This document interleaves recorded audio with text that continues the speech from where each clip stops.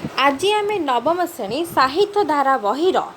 गद्य विभागर भाषा और जातीयता यही विषयर अभ्यास कार्य आलोचना करवा। तो यह किए लिखिं यह उत्कलमणि गोपबंधु दास लिखिं। तो आस आम गोपबंधु दास कि विषय किसी जाने तापर प्रबंध विषय जाने आम यार प्रश्न उत्तर आलोचना करवा। तो उत्कलमणि गोपबंधु दास 1877 मसीहा अक्टोबर 9 तारिख में पुरी जिलार सत्यवादी थाना अंतर्गत पूर्णतया भार्गवी नदी कूल सुआंड ग्राम से जन्मग्रहण करथिले। तांकर पितांक नाम थिला दैतारी दास, मातांक नाम थिला स्वर्णमयी देवी। आउ उत्कल से जने सच्चा मनीष तैयारी करबा पई और शिक्षार अभिवृद्धि उद्देश्य रे से सत्यवादी रे वन विद्यालय प्रतिष्ठा करथिले। आ सत्यवादी साहित्य पत्रिका संपादन करथिले और समाज संवाद प्रकाशन करथिले। आज मध्य आम मानक घरे घरे जो समाज आसूची आमे जो सकाळु समाज पेपर पढ़ुचंती ताहाकु उत्कलमणि गोपबंधु दास से संपादन करथिले। से सेतबेलर दुख और अभावनीय परिस्थिति विषय समस्तंकर दृष्टि आकर्षण कराई परिथिले। स्वाधीनता संग्राम में सर्वभारतीय स्तर में महात्मा गांधी जेभली भूमिका ग्रहण करथिले, गोपबंधु ओडिशा बा आम प्रादेशिक अर्थात आम राज्य स्तर में से सेहीपरि भाव पदक्षेप नेउथिले। तो गोपबंधु दास एकाधारे से थिले कवि, से थिले प्राबंधिक, से थिले आलोचक, समाजसेवी और देशसेवक। तांकर रचित कविता और काव्य गुड़िक है कारा कविता, बंदीर आत्मकथा, अवकाश चिंता, गो महात्म्य और धर्मपद। ए समस्त सृष्टि से समाज सेवा और देश सेवार से आच्छन्न करथिले। मनीष प्रति तांकर हृदय बेगरु प्रभावित हेउथिला प्रेमर झरण। तो यह थिला तांको विषय रे कथा। तो यहाँ पर आम से प्रबंध को कहीं लिखिथिले, एही प्रबंध को से कहीं लिखिथिले ता विषय आलोचना करिबा। तापर आम यार अभ्यास कार्य गोपबंधु दास जो बंदीर आत्मकथा कविताटी लिखिथिले से कवितार दुईटी पद से लिखिथिले। जेपरी लिखिथिले तमे माने से पद गुड़िक मध्य तम विद्यालयर कांथरे देखा पाइथिबो। जेपरी कि मिसु मोर देह ए देश माटी रे, देशवासी चली जातु पृथ्वी रे, देशर स्वराज्य पथे जेते गाढ़, पुरु पड़ी तही मोर मांस हाड़। तो यहीपरि भाव में विभिन्न प्रकार कविता किए लिखिथिले ना गोपबंधु दास लिखिथिले, जहाँ को तुम मैंने शुणिला परे तम देहरे तम एवं तम सिहरण माने थरी उठिबो। कहीं ना तार तांकर से कवितार एते आमर जातीयता भाव थिला, एते आमर देश प्रति भल पाइबा थिला, आम जाति प्रति भल पाइबा थिला, आम राज्य प्रति भल पाइबा थिला, ताहा तांकर से कवितारू आमे जानि परिबा। तो से प्रबंधटी कहीं लिखिथिले, यही प्रबंधटी भाषा एवं जातीयता यही प्रबंधटी से कहीं लिखिथिले आशा आम जानिबा। तो ये आलोच्य प्रबंधटी से सत्यवादी पत्रिकार द्वादश भाग 6 खंडरे 1915 मसीहा जून में प्रकाशित होता। 1915 जून रे ताहा प्रकाश पाइथिला। तत्कालीन अर्थ से समय परिवेश प्राबंधिक भाषाभित्तिक जातीयता गठन निमंते परामर्श देइथिले एवं एहाकु रचना करिथिले। अर्थ आम लोकमानक मनरे जातीयता भाव सृष्टि करिबा पई से कोन कहिथिले, सेथिपई से एई प्रबंधटी लिखिथिले। भाषा और जातीयता किपरि भाबरे जातीयता अर्थ कोन, आमे समस्ते गोटिए जातिर संतान अर्थ गोटिए जातिर मनीष। आम मानक देहरे आम भारत मातार रक्त प्रवाहित होउची, आमे समस्ते भारतीय, आमे भारत मातार संतान। आ जातीयतार भाव अर्थ है आमे गोटे जातिर मनीष। तो यही कथा को लोक मानक मनरे किपरि आमे आनी परिबा, से समय आम भारत पराधीन थिला अर्थात से 1915 मसीहा कथा। तो से समय आम भारत कौन थिला, पराधीन थिला अर्थात स्वाधीन होई नथिला। तेणु समस्तक मनरे एई जातीयता भाव आनिबा नित्यांत आवश्यक थिला। तो सेथिपई से कौन करथिले, एहीपरि एक भाषा और जातीयता से एक प्रबंध और रचना करथिले। अर्थ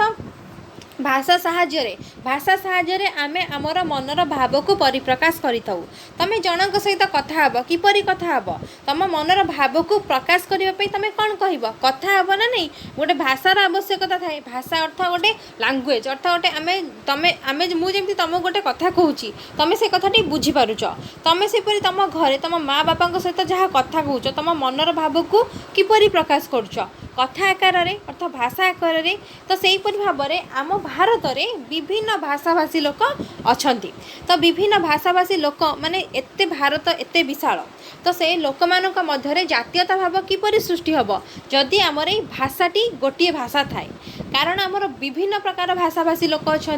जेपरी आमर पड़ोशी राज्य किए हेले आंध्र प्रदेश जहाँ जो मैंने कि तेलुगु भाषा कहती तमें मैंने से गले तुम कौन तांका भाषा बुझीपर ना तुम तुम मनर भाव को बुझे पार कहीपरनी कि तुम से कथा को भी बुझीपारनी जदि तुम मान मध्य भाषा जदि सामंजस्य था जदि तुम कथा बुझी तुम भाषा जानी था कि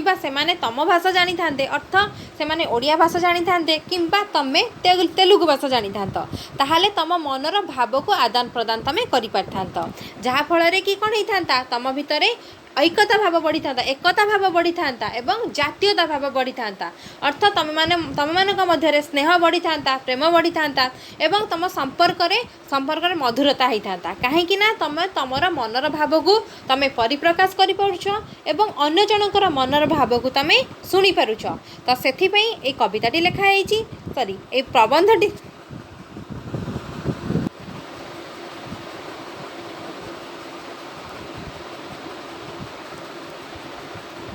से प्रबंधटी लिखाई तेणु आशा आम बर्तमान ये प्रबंधर एक अभ्यास कार्य आलोचना करवा तो देख प्रथम आम विषयगत शब्द और अर्थ किसी जाणीना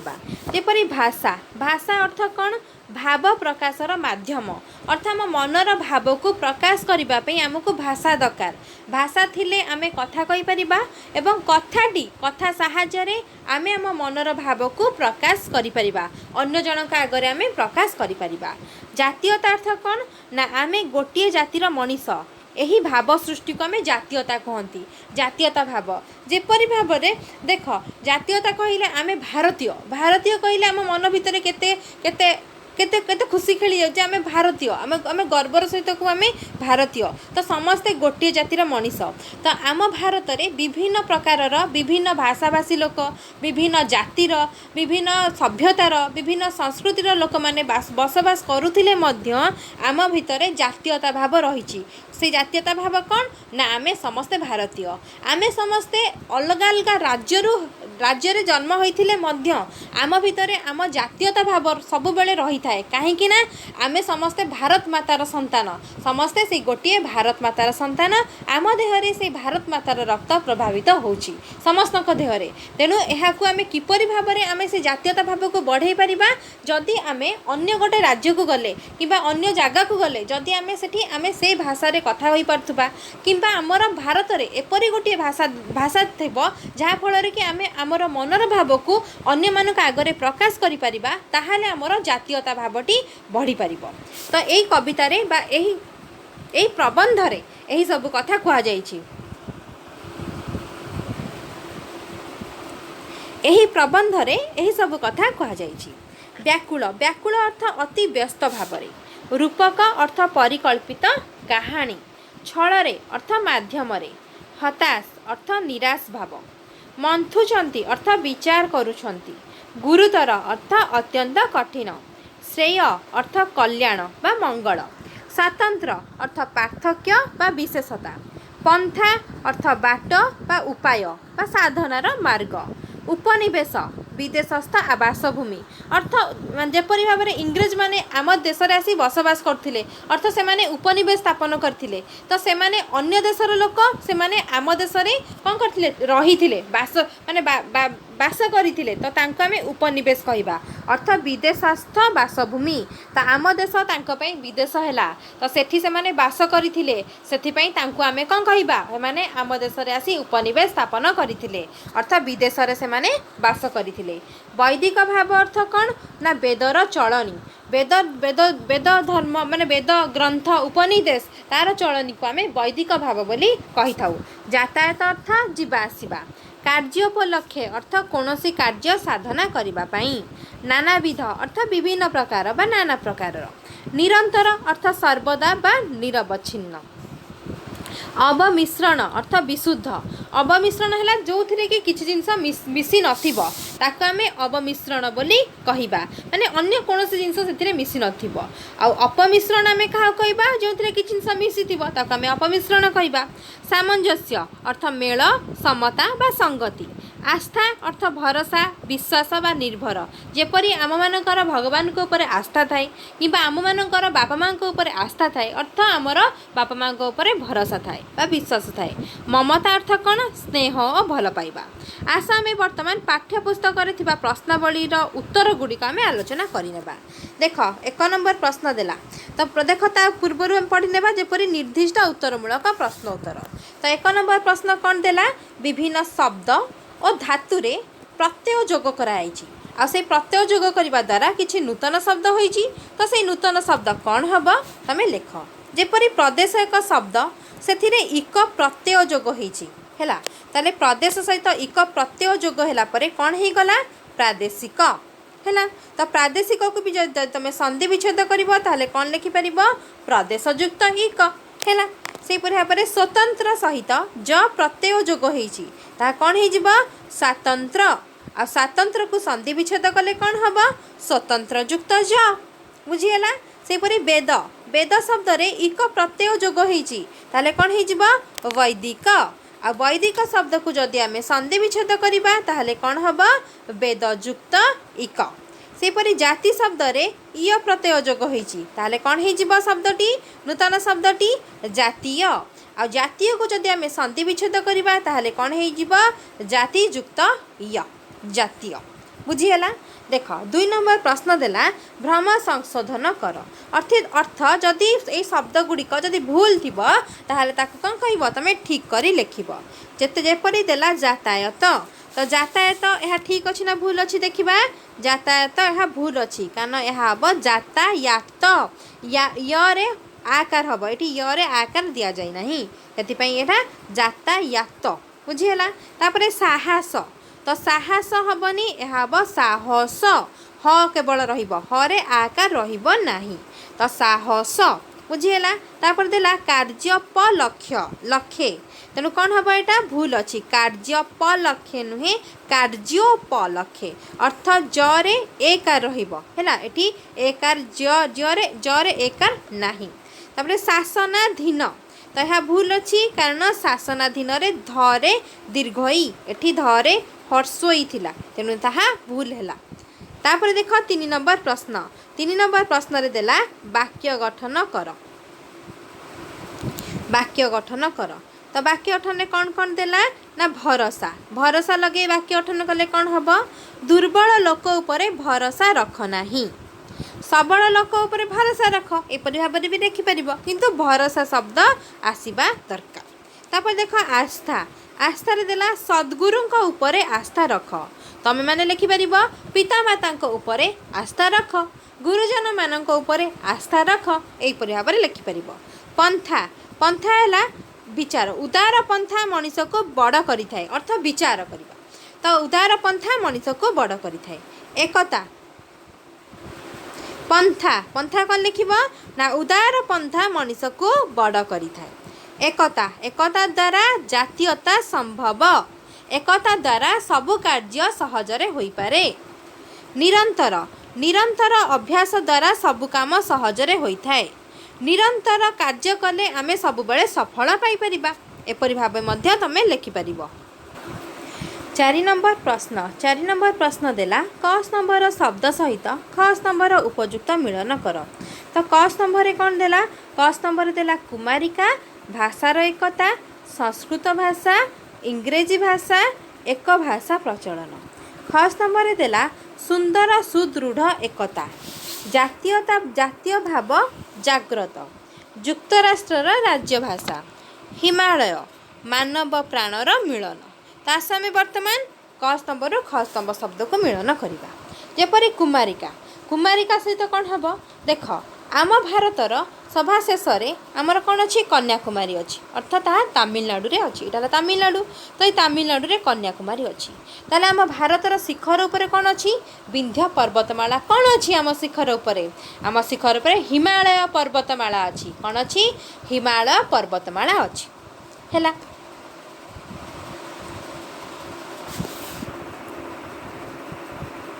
4 नंबर प्रश्न देला क स्तंभर शब्द सहित ख स्तंभर उपयुक्त शब्द मिलन कर।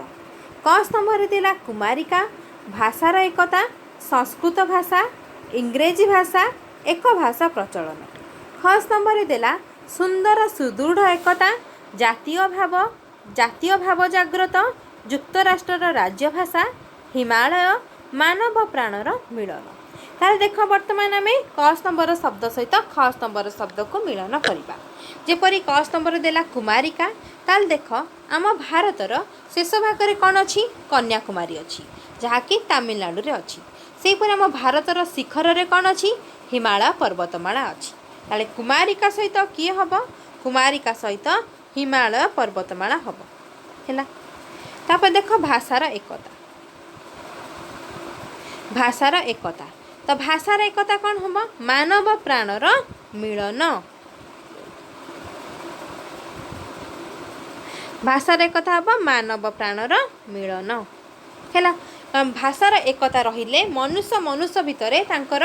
माने प्राणर मिलन हो जाए, अर्थ से जनक कथा को से बुझी पारे। जदि भाषार एकता रही ताले लोक मानक मध्य जातीयता भाव भी बढ़िबो एवं समस्ते एकजुट होई रहिबे। अर्थ मानव प्राणर मिलन हैला, गोटे लोक आउ जनक कथा बुझी पारला, उभयंक भितर जातीयता भाव वृद्धि हैला, भाईचारा भाव सृष्टि हैला, स्नेह प्रेम श्रद्धा सबकिछि बढ़िला जदि भाषा रे हमर एकता थाए। संस्कृत भाषा होची सुंदर सुदृढ़ एकता। कारण आम जितेबाला प्रथमे भारत में जितेबाला आर्य आर्य आर्य लोक मैंने आसी बसवास कले, कारण से मूल मूल मूल द्वार माने मूल स्थान से माने भारत नथिला, से माने यूरोप रु आसथिले, से माने यूरोप रु आसी आम भारत में बसवास करथिले एवं स्थायी बासिंदा भाव से माने रहिथिले एवं तांकर भाषा थिला संस्कृत, जहाँकि से संस्कृत भाषा ही आज पर्यंत भी आम आम भारत में आज पर्यंत मध्य संस्कृत भाषा चली आसुची। तेणु संस्कृत भाषा सुंदर सुदृढ़ एकता अर्थ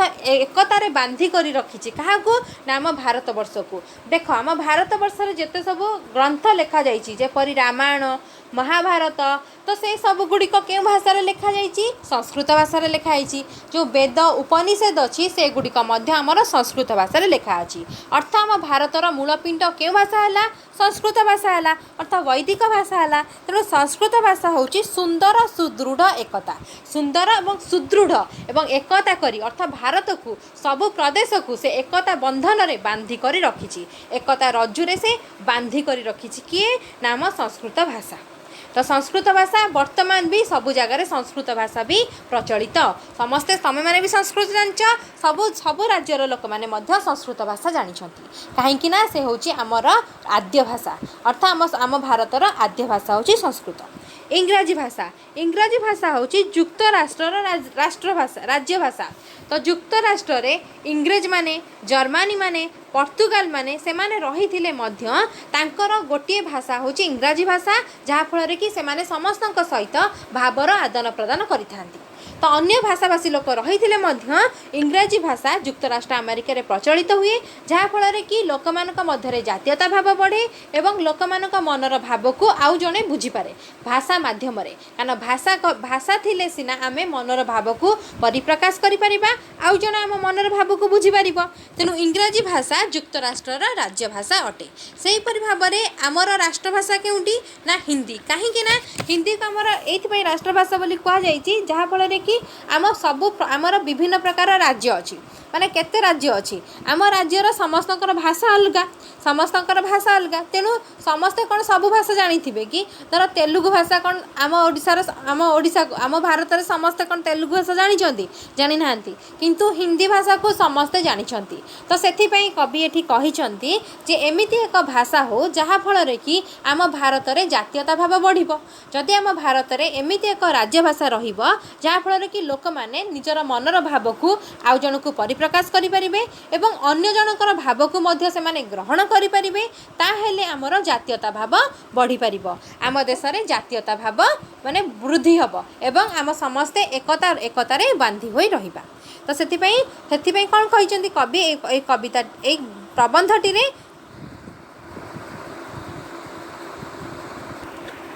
कवि ए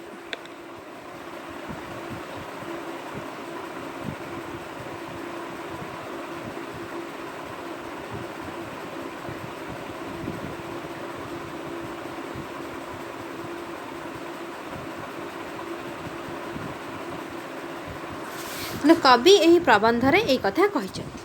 ତ ଏକ ଭାଷା ପ୍ରଚଳନ ଜାତୀୟ ଭାବ ଜାଗ୍ରତ ହେବ। ଯଦି ଆମେ ଗୋଟିଏ ଭାଷା ପ୍ରଚଳନ କରିବା, ଆମ ଦେଶରେ ଯଦି ଗୋଟିଏ ଭାଷା ଆମର ପ୍ରଚଳନ ହୁଏ, ତାହେଲେ ଆମ ଜାତୀୟତା ଭାବ ଜାଗ୍ରତ ହେବ, ଅର୍ଥ ବଢ଼ିଯିବ। କାରଣ ଆମ ଦେଶରେ ବିଭିନ୍ନ ପ୍ରକାର ଭାଷାଭାଷୀ ଲୋକ ଅଛନ୍ତି। ତେଣୁ ସମସ୍ତେ ସବୁ ଭାଷା କହିବା ପାଇଁ କହିପାରିବେ ନାହିଁ। ତେଣୁ ତାହା ଅସମ୍ଭବ ନୁହେଁ, ତାହା ବହୁତ କଷ୍ଟ ହୋଇଯିବ ଯେ ସବୁ ଭାଷା ସମସ୍ତେ ବୁଝିପାରିବେ ନାହିଁ। ଯଦି ହିନ୍ଦୀ ଭାଷାକୁ ଯଦି ସେହିପରି ଭାବରେ ଏମିତି ଏକ ଭାଷା ପ୍ରଚଳନ କରାଯାଉ ଯାହାଫଳରେ କି ସମସ୍ତେ ସେଇ ଭାଷାକୁ ବୁଝିପାରୁଥିବେ। ତେଣୁ ହିନ୍ଦୀ ହେଉଛି ଏମିତି ଏକ ଭାଷା ଯାହାକି ସମସ୍ତେ କହିପାରୁଥିବେ। ତୁମେମାନେ ବି ହିନ୍ଦୀ କହିପାରିବ। ତେଣୁ ତେଲୁଗୁରେ ଯେଉଁ ଅର୍ଥ ଆନ୍ଧ୍ରପ୍ରଦେଶରେ ତେଲୁଗୁ ଭାଷା ଅଛି, ପ୍ରଚଳନ ହେଉଛି। ତେଣୁ ଆନ୍ଧ୍ରପ୍ରଦେଶରେ ଯଦି ଆନ୍ଧ୍ରପ୍ରଦେଶରେ ବି ହିନ୍ଦୀ ଭାଷାଭାଷୀ ଲୋକ ଅଛନ୍ତି, ତ ସେମାନେ ବି କହିପାରିବେ, ଅର୍ଥ ବୁଝିପାରିବେ। ସେହିପରି ଗୁଜୁରାଟରେ, ମହାରାଷ୍ଟ୍ରରେ, ଛତିଶଗଡ଼ରେ, କନ୍ୟାକୁମାରୀ ଅର୍ଥ ତାମିଲନାଡ଼ୁରେ, ତ ଏହିପରି ଭାବରେ ବିଭିନ୍ନ ଆମ ପ୍ରଦେଶରେ ବିଭିନ୍ନ ଆମର ବିଭିନ୍ନ ରାଜ୍ୟରେ ଏହିପରି ଭାବରେ ଏମିତି ଏକ ଭାଷା ଚଳୁ, ଅର୍ଥ ଆମ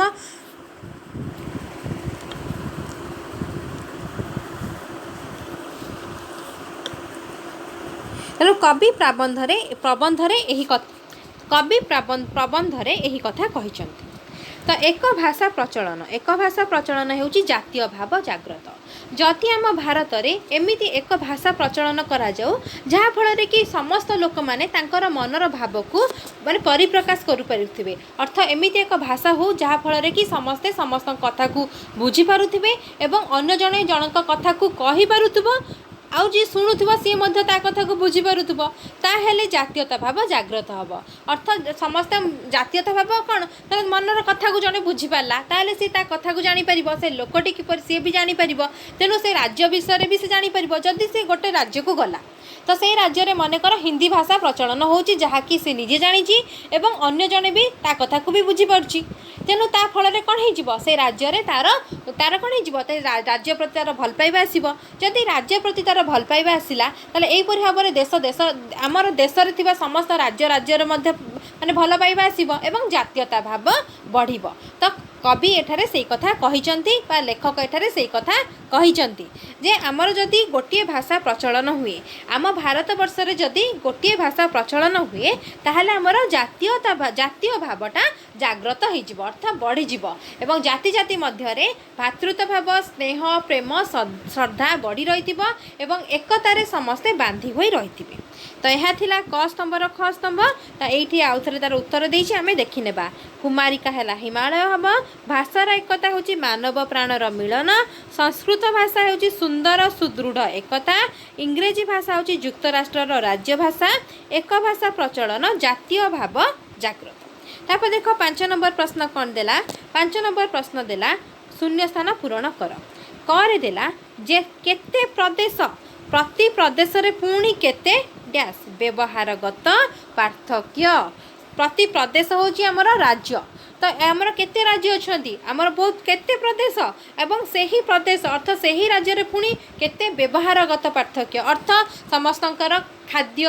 ଖାଦ୍ୟପେୟ, ସମସ୍ତଙ୍କର ଚାଲିଚଳନ, ତାଙ୍କର ଭାଷା, ତାଙ୍କର ସଭ୍ୟତା, ତାଙ୍କର ସଂସ୍କୃତି, ତାଙ୍କର ପର୍ବପର୍ବାଣୀ, ତାଙ୍କର ଶିକ୍ଷା ଦୀକ୍ଷା, ତାଙ୍କର ରୀତିନୀତି ସବୁକିଛି ଅଲଗା, ଅର୍ଥ ବ୍ୟବହାରଗତରେ ବହୁତ ପାର୍ଥକ୍ୟ ଅଛି।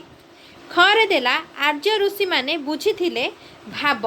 ତ ଭାବ ଅର୍ଥ ମନର ଭାବକୁ ଆର୍ଯ୍ୟ ଋଷିମାନେ ବୁଝିଥିଲେ। ତେଣୁ ଡ୍ୟାସ୍ ଏକତା ମାନବ ପ୍ରାଣର ମିଳନ ପକ୍ଷେ ଏକମାତ୍ର ପନ୍ଥା। ତେଣୁ ଭାଷାର ଏକତା, ଆର୍ଯ୍ୟ ଋଷିମାନେ ଜାଣିଥିଲେ ଯେ ମନର ଭାବକୁ କେବଳ ଭାଷା ଦ୍ୱାରା ହିଁ କୁହାଯାଇପାରେ। ମନର ଭାବକୁ ଯଦି ଭାଷା ଦ୍ୱାରା ଆମେ କହିବା, ଅନ୍ୟ ଜଣେ ଆମ ମନର କଥାକୁ ବୁଝିପାରିବ ଏବଂ ଆମେ ମଧ୍ୟ ତାର କଥାକୁ ବୁଝିପାରିବା।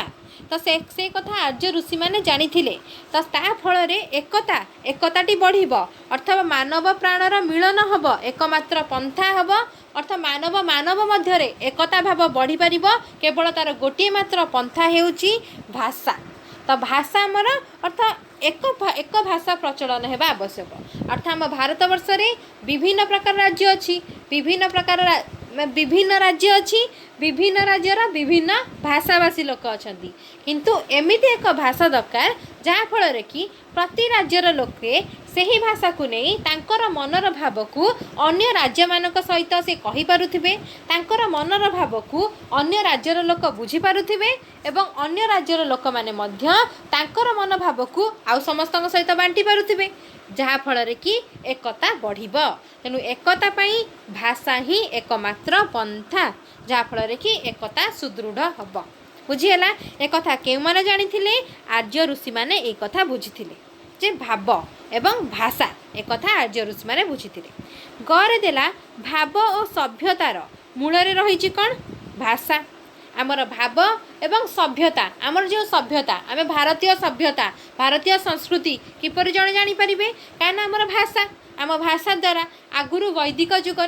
ବୈଦିକ ଯୁଗରେ ସଂସ୍କୃତ ଭାଷା ପ୍ରଚଳିତ ହେଉଥିଲା, ଯାହାକି ଏବେ ମଧ୍ୟ ପ୍ରଚଳିତ ହେଉଛି। ସେ ସଂସ୍କୃତ ଭାଷା ପାଇଁ ଆମର ଭାବ, ଆମର ସଭ୍ୟତା ସମସ୍ତେ କ'ଣ ଜାଣିଛନ୍ତି ଯେ ଭାରତୀୟ ବୋଲି। ଯଦି ରାମାୟଣ ଗ୍ରନ୍ଥ କଥା ଉଠେ, ମହାଭାରତ ଗ୍ରନ୍ଥ କଥା ଉଠେ, ତାହା ସଂସ୍କୃତରେ ଲେଖାଯାଇଛି, ତାହା ମଧ୍ୟ ଆମର ହିନ୍ଦୀ ଭାଷାରେ ଲେଖାଯାଇଛି। ଯେପରି ରାମାୟଣକୁ ସଂସ୍କୃତରେ ବାଲ୍ମୀକି ଲେଖିଥିଲେ, ତାପରେ ତୁଳସୀ ଦାସ ହିନ୍ଦୀରେ ଲେଖିଥିଲେ। ତ ସେଇ ହିନ୍ଦୀ ଭାଷାକୁ ସମସ୍ତେ ବୁଝିପାରିଲେ, ତେଣୁ ରାମାୟଣକୁ ସମସ୍ତେ ବୁଝିପାରିଲେ ନା ବୁଝିପାରିଲେନି? ତେଣୁ ଭାବ ସଭ୍ୟତା ମୂଳରେ କ'ଣ ରହିଲା? ଭାଷା ରହିଲା। ଆମର ଯେଉଁ ସଭ୍ୟତା ଥିଲା, ଆମର ଯେଉଁ ସଂସ୍କୃତି ଥିଲା, ଯାହାକି ରାମାୟଣ ସଂସ୍କୃତ ଭାଷାରେ ଲେଖା ହେଇଥିଲା, ତାର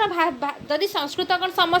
ସମସ୍ତେ ବୁଝିପାରୁଥିଲେ, କିନ୍ତୁ ତାକୁ ଯେତେବେଳେ ତୁଳସୀ ଦାସ ହିନ୍ଦୀରେ ଲେଖାଗଲା, ତାପରେ ଆମେ ପୁଣି ଓଡ଼ିଆରେ ମଧ୍ୟ ତାକୁ ଜାଣିଲେ, ତାହେଲେ ଆମେ ଭଲ ଭାବରେ ଆମର ସଭ୍ୟତାକୁ ବୁଝିପାରିଲେ, ଆମର ଭାବକୁ ବୁଝିପାରିଲେ। ତ ତେଣୁ କାହା ପାଇଁ ବୁଝିପାରିଲେ? ଏଇ ଭାଷା ପାଇଁ ବୁଝିପାରିଲେ ନା ବୁଝିପାରିଲେନି? ତେଣୁ ଭାଷା ହିଁ ହେଉଛି ଭାବ ଆଉ ସଭ୍ୟତାର ମୂଳରେ ରହିଛି। କିଏ ରହିଛି? ନା ଭାଷା ରହିଛି। ତାପରେ ଦେଖ, ଘରେ ଦେଲା ସଭ୍ୟତା ଏକ ନ ହୋଇ ଡ୍ୟାସ୍ ହୋଇ ନପାରେ।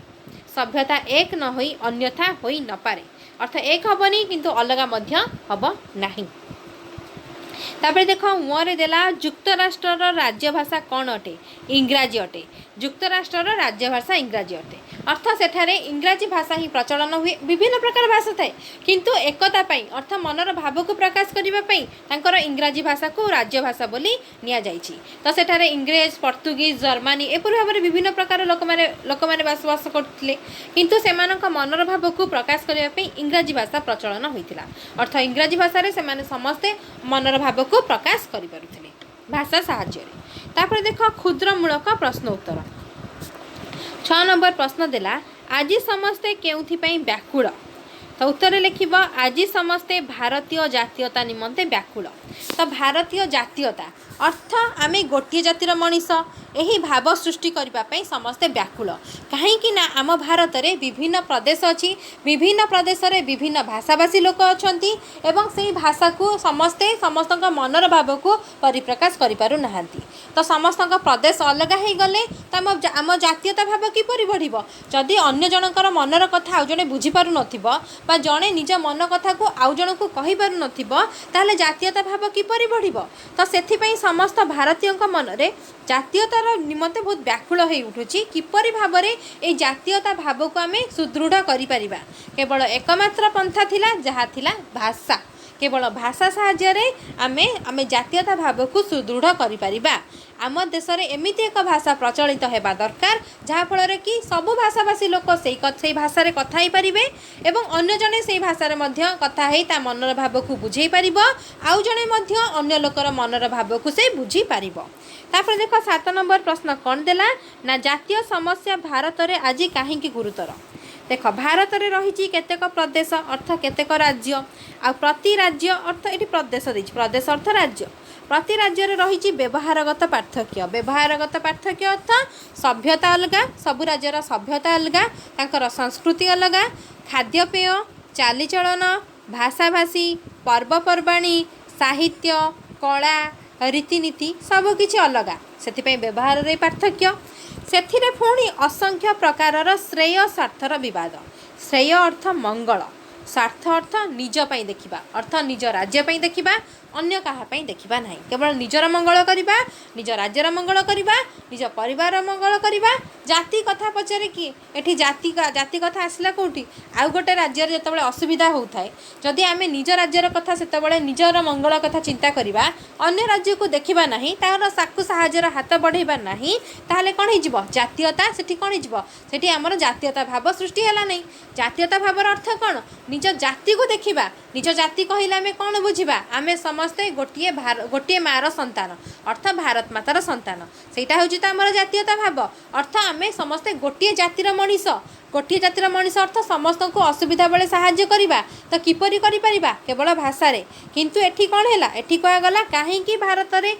जातीय समस्या देखागला कहीं समस्त माने अलग हो गला अर्थ प्रदेश अलग प्रदेश व्यवहार अलग समस्त मनरे पुणी श्रेय स्वार्थर बद अच्छी तो से जातीय समस्या गुरुतर हो जाइए समस्ते निज स्वार्थ को देखुंट ता सहित माने भाषा नहीं बोली आम कथा भी हो पारना मनर भाव को भी प्रकाश कर पारना से समय से गमनागमन सुविधा नाला बर्तमान तो गमनागमन सुविधा है समस्ते जाई अन्य राज्य में रही पारुछंती एवं एवं भाषा भी कथा हो पारुछंती अन्य भाषा भी अर्थात हिंदी भाषा कथा कहले लोक बुझी पारुछंती से समय कौन थिला से समय जातीयता माने कथा हो पारु नथिले अर्थात सेमिति गोटे भाषा थिले सिना से माने कथा ही थानते से कथा एठी लेखक ठारे वर्णना करिसंती तेणु कहीं जातीय समस्या सृष्टि है कहीं समस्ते निज निज स्वार्थ देखिले श्रेय श्रेय अर्थ मंगल स्वार्थ है निजर स्वार्थ देखिले तो से जातीय समस्या गुरुतर है जदि जदि से समय देख जिते बाजी राउत था सी जदि निज स्वार्थ देखी था सी कौन निज जाति जपरी निज जाति से कौन जीवन दे था अर्थात भारत माता से कौन जीवन दे था सी कहता ना मो जीवन आगे तो मुझे कहीं मरीजी मु इंग्रेज मानू नहीं मु ब्राह्मणी नदी पार कर दिए मु कहीं मरबी मु मरबिनी से बर लोक मैंने मरी जातु जदि से निजर निज मंगल कथा देखी था सी कौन करते माने निरीह लोक मैंने मृत्युवरण करते किंतु मध्य जातीयता भाव सृष्टि होता जेपरी धर्मपद जदि 1200 बढ़ई कथा विचार न करी निज कथा विचार करते हुए तो 1200 बढ़ई मुंड काटे था आज हुए तो आम धर्मपद विषय पढ़ी न था कि जातीयता भाव आम मनरे से भाव में माने जागृत ही न था जदि आम धर्मपद कथा पढ़ला जेपरी भाव में आम मनरे जातीयता भाव सृष्टि होची आम निज जाति करने इच्छा होची कहीं से मात्र 12 वर्षर बयस 12 वर्षर बालक थिला जदि से 12 वर्षर बालक निज जाति करि निज जीवन को बलिदान दे पारुछंती तो आमे कौन करिपारिबानी तेणु आम भितर जातीयता भाव सृष्टि करने केवल भाषा होची एकमात्र माध्यम जहाँफल कि आम अन्य जनकर भाव को बुझीपर अर्थात आम जातीयता भाव बढ़ी पार तापर देख 8 नंबर प्रश्न देला आर्य ऋषि माने कौन भाभी तो आर्य ऋषि माने भाभी भाव भाव अर्थ मनर भाव को माने प्रकाश भाव कौन भाव अर्थ मनर भावना ताको आम किपरि प्रकाश करिबा भाषा साहाय्य ही प्रकाश करिपरिबा जहाँद्वारा भाषार एकता मानव प्राणर मिलन पक्षे एकमात्र पंथा अर्थात अन्य जनकर मनर भाव को आउ जड़े व्यक्ति केवल तार भाषा साहाय्य ही बुझीपर एक कथा आर्य ऋषि माने भल भाव जानी 9 नंबर प्रश्न देला जे 9 नंबर प्रश्न देला प्रादेशिक एकता संभव हो पारुना कहीं प्रादेशिक अर्थ राज्य राज्य राज्य मध्य एकता कहीं संभव हो पारुनी तो उत्तर लिखिब प्रत्येक प्रदेश सत नूतन स्वार्थ प्रदेश अर्थ राज्य प्रत्येक राज्य में 100 प्रकार नूतन स्वार्थ अर्थात निज निज मध्य स्वार्थ देखुंट निजर किपरि भल हम मंगल हम से कथा चिंता करुँच देश जाति कथा को पचारू नाहांती अन्य देश कथा अन्य राज्य कथा से कथा से माने देखुना एवं निजर स्वार्थ और स्वातंत्र सृष्टि होउथबारु प्रादेशिक एकता संभव हो पारु नाही तो निजर स्वार्थ होउची स्वातंत्र अर्थ विभेद अर्थ पार्थक्य सृष्टि होउथबारु प्रादेशिक अर्थ राज्य मानक मध्यरे एकता संभव हो पारु नाही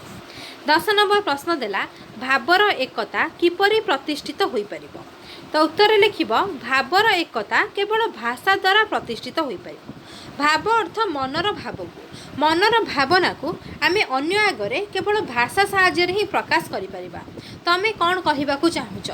तमें तुमको भोक लगुच तुम खाइबा चाहूच कि कौन करने को चाहूच तुम माँ किपर जानवे जदि तुम तुम किसी कहब ताले से जानवे ताले तुम भाषा आकार कहल अर्थ कथाटी कहल कथा कहवाई भाषा दरकार। तेणु मनर भाव को परिप्रकाश करने आमको भाषा दरकार। ता भाषा बल भावर एकता सृष्टि हो पार।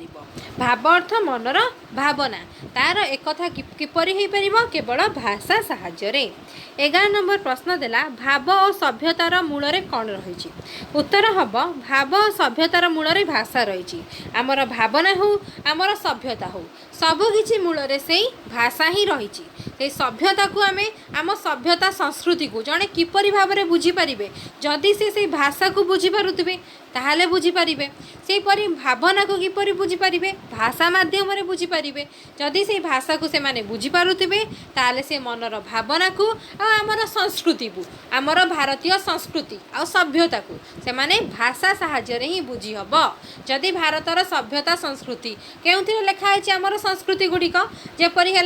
जेपरी जो आगुरी जो राज्य माने राजा माने थिले से माने तो जय करथिले राज्य करथिले से माने तांका आंचलिक भाषा लिखुथिले अर्थ तांकर किछि पाली भाषा थिला जहा कि से माने सेही खंब स्तंभरे बा खुंबरे लिखुथिले एवं पत्थर में खोदित होई अछि आज पर्यंत अच्छी। तो जहाँ कि आम से भाषा को जानी पारु नाहंती ताहेले आमे कौन करिबा तांकर भावना को कौन आमे बुझी पारिबा कि बुझी पारिबानी केवल चित्र द्वारा आमे बुझी पारछंती। जदि से भाषा को से लिपि को जो समय खरष्टी लिपि अशोकंक बेଳରେ खरष्टी लिपि प्रचलित होउथिला से खरष्टी लिपि को बा खरष्टी भाषा को जदि आमे बुझी थांते ताले अशोक से समय कौन लिखा हिथिला से पत्थर रे बा स्तंभरे कौन सब लेखनी थिला बा लेखा जाइथिला से गुडिक आमे भल भाव में बुझी पारि थांते। तेणु आमर से समय मनर भावना को बा संस्कृति को सभ्यता को बुझा हेले आमको से भाषा दरकार पड़ुछि। तो एबे मध्य से भाषा दरकार पड़ुछि से समय मध्य भाषा दरकार पड़ुथिला। तेणु भाव आ सभ्यतार मूल से भाषा ही रही।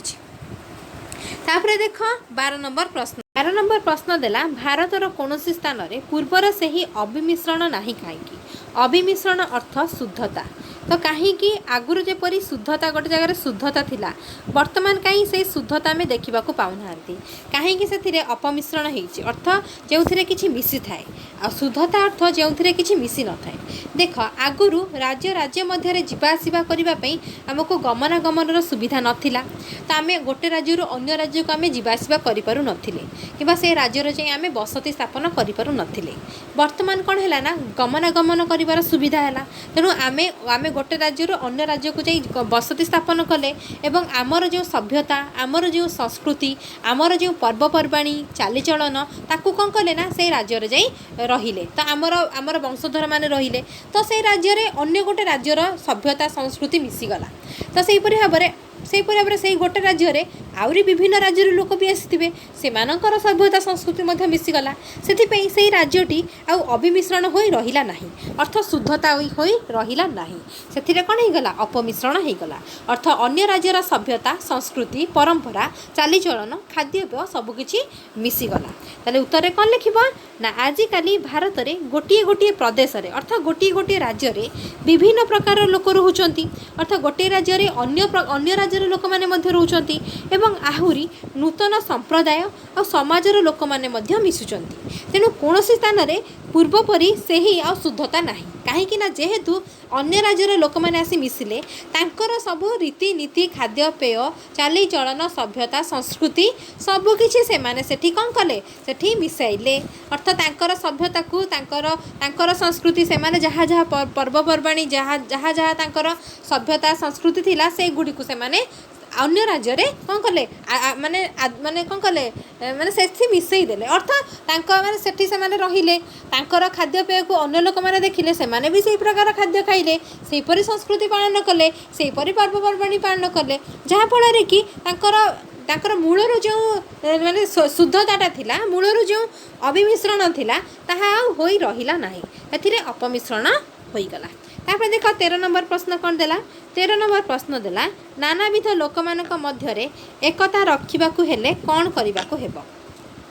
तो देख विभिन्न लोक मानक मध्यरे एकता रक्षा करने को हेले समस्त को सही देशर भाषा ग्रहण करने को पड़ो। तो मनकर आमे आमे भारत वर्ष रे अछंती भारत वर्ष रे देख तम आम पड़ोसी राज्य कि आंध्र प्रदेश जदि आमे आंध्र प्रदेश को जाई तेलुगु भाषा कहि परिबा नाही ताहले ना तो सेमाने आम भाषा को बुझी पारिबे ना आमे ताको भाषा को बुझी पारिबा। जदि सेमाने आम ओडिया भाषा जानी थांते जदि आमे तांकर तेलुगु भाषा जानी थांते ताहले हमर भाव आदान प्रदान भल भाबरे होई पारि थांता। आमे कोन कहिबाकू चाहुचंती सेमाने जानी पारि थांते सेमाने आमको कौन बतैबाकू चाहुचंती आमे जानी पारि थांते। तेणु आमर भावर आदान प्रदान एवं आमर एकता बजाई रही थांता अर्थात तांका आम भितर कौन होई थांता भल संपर्क गढ़ी उठी थांता जहाँ फल कि एकतारे आमे गोटे एकता सूत्र एकता डोरी रे आमे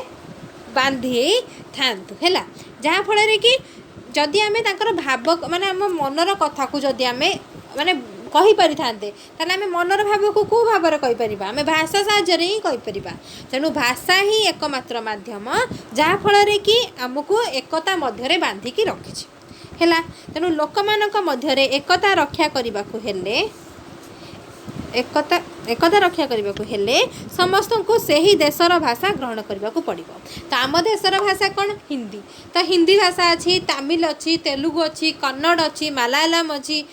हिंदी आउ कौन अच्छी गुजराती अच्छी मराठी अच्छी ओडिया अच्छी तो विभिन्न प्रकार भाषा अच्छी। तेणु आम समस्ते तो सबू भाषार कथबार्ता करें तो किंतु हिंदी भाषा को समस्ते कहींपारे समस्ते हिंदी भाषा को बुझीपारे। तमें जदि छत्तीसगढ़ जीव ताले सेठी तमें हिंदी भाषा कहले लोक बुझीपारे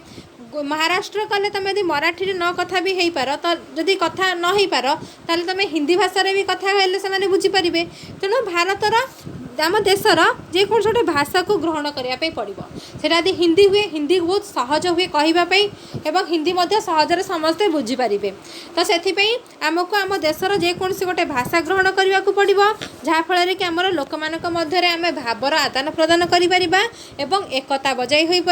एकता रहिब जातीयता भाव सृष्टि होब अर्थात आम भितर स्नेह प्रेम संपर्क गढ़ी उठिब एवं वृद्धि मध्य होब एकता मध्य बढ़िब। तापर देख संग प्रसंग सरलार्थ देखिबा देख 14 नंबर प्रश्न देला आर्य ऋषि माने बुझीथिले भाव और तेणु भाषार एकता मानव प्राणर मिलन पक्षे एकमात्र पंथा। तो जो आर्य ऋषि माने थिले से माने जानिथिले भाव होउची माने मनर भाव को प्रकाश करने भाषा हूँ एकमात्र माध्यम आ भाषा द्वारा आम एकता को आम बजाय रखिपर मानव प्राणर अर्थ मनुष्य मनर मन को मिलन हो पार ताहा हूँ एकमात्र पंथा जहाँ हूँ भाषा भाषा साहाय्य आम मनर भाव को प्रकाश करिपर भाव प्रकाश करने द्वारा गोटे मनीषर अन्य मनीषर मन को मन मिसिब सहित स्नेह प्रेम आदर भल पाइबा सबकिछि बढ़िब एकता मध्य रहिब ता सहित आमर से जातीयता भाव बढ़िब। जातीयता भाव कहले आमे समस्ते समस्त को गोटे जातिर मनीष बोली भाविबा आमे समस्ते भारतीय भारत मातार संतान एहीपरि मनरे आमर भावना आसीब समस्ते समस्त को साहाय्य करिपरिबा। ताले लेख उत्तर कौन लिखिब आर्य ऋषि माने डट डट डट एकमात्र पंथा। उक्त गद्यांशटी पंडित उत्कलमणि गोपबंधु दास लिखित भाषा और जातीयता प्रबंधरू आसीअछि। एठारे प्राबंधिक भाषा रे एकता ही जातीयता पाई किपरि सहायक एठारे एकता माने आमर एकता ही जातीयता पाई किपरि सहायक ताहा विचार करिसंती माने भाषार एकता ही जातीयता पाई सहायक होता है। जदि आम भाषाटी आम कहीपरुवा तो आम देश भीतर यदि एमती एक भाषा प्रचलन हम जहाँफल कि आम देश प्रत्येक राज्यर लोक मैंने निजर मनर भावना को प्रकाश करें ताहले आमर जातीयता वृद्धि हम जातीयता वृद्धि रे ताहा सहायक हम। तो बहु आंचलिकता भिन्नता सत्ते माने विभिन्न प्रकार भाषाभाषी विभिन्न प्रकार सभ्यता संस्कृति तो विभिन्नतार एकता हूँ आम भारत विभिन्नता सत्ते भारत किपरि जातीयता संभव हो पार माने विभिन्न प्रकार भाषाभाषी विभिन्न प्रकार संस्कृति चालीचलन खाद्यपेय रीतिनीति सभ्यतार लोक थिले मध्य किपरि भाबरे आमे समस्ते गोटिए मार संतान बोली कहि परिबा अर्थात आम मन भितर किपरि जातीयता भाव सृष्टि हब से संपर्क में प्राबंधिक निजस्व अभिमत प्रदान करने को जाई कहिचंती जे केवल भाषा होची एकमात्र माध्यम जहाँ फल कि विभिन्नता थिले मध्य आमे समस्ते आम मनर भावना को प्रकाश करिपरिबा जदि आमे गोटिए भाषा जानिथिबा से गोटिए भाषा माध्यम रे जदि ता हिंदी हो जे कौनसी भाषा हो जदि से भाषा को आमे समस्ते आम भारत थिबा समस्त राज्यर अधिवासी माने जदि जानिथिबे ताहले से माने निजर मनर भाव को अन्य मानक आगे प्रकाश करिपरिबे अन्य मानकर मनर भाव को निजे बुझी पारिबे जहाँ फल कि जातीयता भाव सृष्टि हब एकता बढ़िब विभिन्नता थिबा सत्ते आमे समस्ते एकता सूत्र रे बा एकता दौड़ी रे एकता रज्जु रे बांधी होई रहिबा। तो भारतर अतीत इतिहासर सूचना दे से कहिचंती जे पूर्वरु भारत रे प्रादेशिक स्वतंत्र थिला प्रादेशिक अर्थ आमर राज्य स्वतंत्र अर्थ भिन्न स्वतंत्र अर्थ भिन्नता थिला अर्थ आमर विभिन्न राज्य रे आमे कोन गमनागमन करि पारु नथिले तांकर चालीचलन खाद्यपेय सभ्यता संस्कृति सब अलग थिला ना तो भिन्नता थिला तांकर व्यवहार रे भिन्नता थिला तांकर चिंता रे भिन्नता थिबा सत्ते अर्थ तथापि सब भितरे भारतीयंक मनरे जातीयता भाव किंतु रहिथिला आग कथा कहिचंती अर्थ पूर्वरु सब भिन्नता थिले मध्य गमनागमन सुविधा नथिले मध्य आमे मध्य अन्य राज्य को जाई रहि पारु नथिले मध्य समस्तक मनरे किंतु भारतीय बोली जातीयता भाव थिला जे आमे समस्ते भारतीय आमे समस्ते भारत मातार संतान आमे समस्ते गोटिए जातिर मनीष से जाति होची हमर भारतीय। तो यार मूल कारण हेउची आर्य ऋषिंकर दृष्टिभंगी आउ विचारबोध ताहा थिला केवल आर्य मानकर दृष्टिभंगी अर्थ तांकर चिंताधारा तांकर जो वैदिक रीतिजुग अर्थ तांकर से संस्कृत भाषा से संस्कृत भाषा पाई तांकर से चिंताधारा पाई आगुरु समस्ते संस्कृत भाषा रे कथबार्ता करुथिले जहाँ फल कि सेमानंक मनर भाव को सेमाने प्रकाश करि पारुथिले। तो विभिन्नता थिबा सत्ते समस्ते एकता सूत्र रे बांधी होई रहिथिले। तो अतीत रे भारतीयंकर एकतार मूल सूत्र थिला आर्य सभ्यता जहाँकि संस्कृत सभ्यता बा वैदिक युग अर्थ वेद उपनिषद महाभारत रामायण सबकिछि से आर्य सभ्यता ही आसी अर्थ वैदिक युगर आसी अर्थ ताहा संस्कृत रे लिखा होइछि। तो सही आर्य ऋषि मानकर भागवत एकता ही जातीयता थिला मेरुदंड तांकर से माने से सूत्रटी अर्थ से तांकर भाषा ही थिला से संस्कृत भाषा ही थिला भारतीय जातीयर मेरुदंड अर्थ समस्त को गोटे सूत्र रे बांधी रखी थिला। मेरुदंड अर्थ कहले कौन बुझा आमर यदि मेरुदंड नथिबो ताले आम शरीर भांगी जीव मेरुदंड अच्छी बोली आमे सीधा होई ठिया आइचंती तेणु आम समस्त आम भारत रे विभिन्नता थिले मध्य आर्य समाज पई आर्य सभ्यता पई ताहा एकता सूत्र रे बांधी होई रहिथिला सेति पई ताहा थिला आमर मेरुदंड। एही भागवत एकता भाषार भूमिका थिला गुरुत्वपूर्ण एकता पई भाषार भूमिका थिला गुरुत्वपूर्ण। तो यही भागवत एकता पई आमर एकता पई से भाषा ही थिला गुरुत्वपूर्ण तांकर से संस्कृत भाषा ही थिला जहाँ फल रे कि समस्ते समस्तक मनर भावना को बुझी पारुथिले बा कहि पारुथिले। अतीत रे संस्कृत भाषा ही भारतर ऐक्य प्रतिष्ठा पई थिला सहायक। तो भारत रे जो एकता प्रतिष्ठित होईची आगुरु अर्थात आगुरु पूर्व काल रे जो एकता प्रतिष्ठा होईची ताहा केवल एई आर्य मानकर संस्कृत भाषा पई ही होईची। तो एई संस्कृत भाषा ही थिला भारतर ऐक्य अर्थ ऐक्य माने एकता प्रतिष्ठा पई सहायक होईथिला। आर्य ऋषि माने अनुभव करिथिले जे भाषार एकता ही विभिन्न प्रदेश रे थिबा नर नारी भितरे प्राणर मिलन को संभव करि परिबो। तो से आर्य ऋषि माने ही अनुभव करिथिले जे केवल भाषा ही थिला मनर भावना को परिप्रकाश करिबा पई अन्यर मन कथा जानिबा पई तो अन्य लोकटीर अन्य मनीषटीर तार आत्मा को बुझिबा पई ता मनर कष्ट को दुख को लाघव करिबा पई जदि मु भाषा रे मु कहि परिबिनी मु कथा रे कहि परिबिनी से लोक ଲୋକଟି किपरि मो मन कथा बुझिब मते कष्ट होतिले सुधा से जानि परिबो किपरि केवल केवल कण मो मुह भंगीरु मोर मोर मु जेपरि भाबरे भाव भंगी देखेबी सेहीपरि भाबरे ताहा से जानि परिबो ना भाषारू ही जानि परिबो भाषा थिले आमे आम कथाटी कहि परिबा आमे व्यक्त करि परिबा जहा फଳରେ कि से सब कथा को बुझी परिबो एवं से हमकु सहाय्य करि परिबो आ आम मनरे ता प्रति भल पाइबा सृष्टि हबो एवं ता मनरे मध्य आम प्रति भल पाइबा सृष्टि हबो। तो एकता ही थिला से भाषा ही थिला एई एकता ही भाषार एकता से भाषार एकता ही विभिन्न प्रदेश अर्थ विभिन्न राज्य रे थिबा नर नारी अर्थ लोक मानक मध्यर मनर प्राणर मान प्राणर मिलन को अर्थ आत्मार मिलन को से संभव करि परिबो अन्य लोकटी कौन कहबाकू चाहूथबो से जानि परिबो केवल भाषा रे। तो प्राचीन भारतर एकता और जातीयता बोध को वैदिक भाव संस्कृत भाषा ही सुदृढ़ करि परथिला। ताले किए थिला हमर प्राचीन जुगरे किए आम भारतर एकता को बजाय रखिथिला ना से आर्य सभ्यता अर्थात आर्य सभ्यतार से वैदिक भाव आ से संस्कृत भाषा। तो से संस्कृत भाषा ही थिला जे कि भारतर एकता को जातीयता बोध को से कौन करथिला बांधी करी रखिथिला अर्थ सुदृढ़ करि परिथिला। तो वास्तव रे प्राबंधिकों अभिमत बेस युक्तियुक्त मन हुए जे भाषा ही एकमात्र माध्यम जहाँकि आमर एकता को बजाय रखिब एवं आम जातीयता भाव को सुदृढ़ करि परिबो। तापर देख 15 नंबर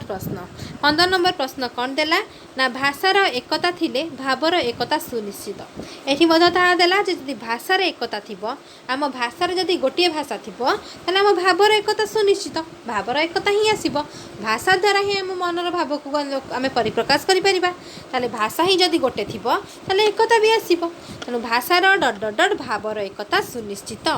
आलोच्य गद्यांशटी प्राबंधिक पंडित उत्कलमणि गोपबंधु दास लिखित भाषा और जातीयता प्रबंधर आसीअछि। एठारे प्राबंधिक भागवत एकता पाई भाषागत एकता उपरे गुरुत्व देबा पाई सुचिंतित परामर्श दैछन्ति। तो भाषार एकता पाई भाषागत एकता उपरे से गुरुत्व देबा पाई परामर्श दैछन्ति। तो प्रादेशिक स्वातंत्र्य रक्षा पाई भाव प्रादेशिक अर्थ राज्यर स्वातंत्र्य अर्थ विभिन्नता ता रक्षा पाई भाव भाषा उपरे दृष्टि देबा आवश्यक।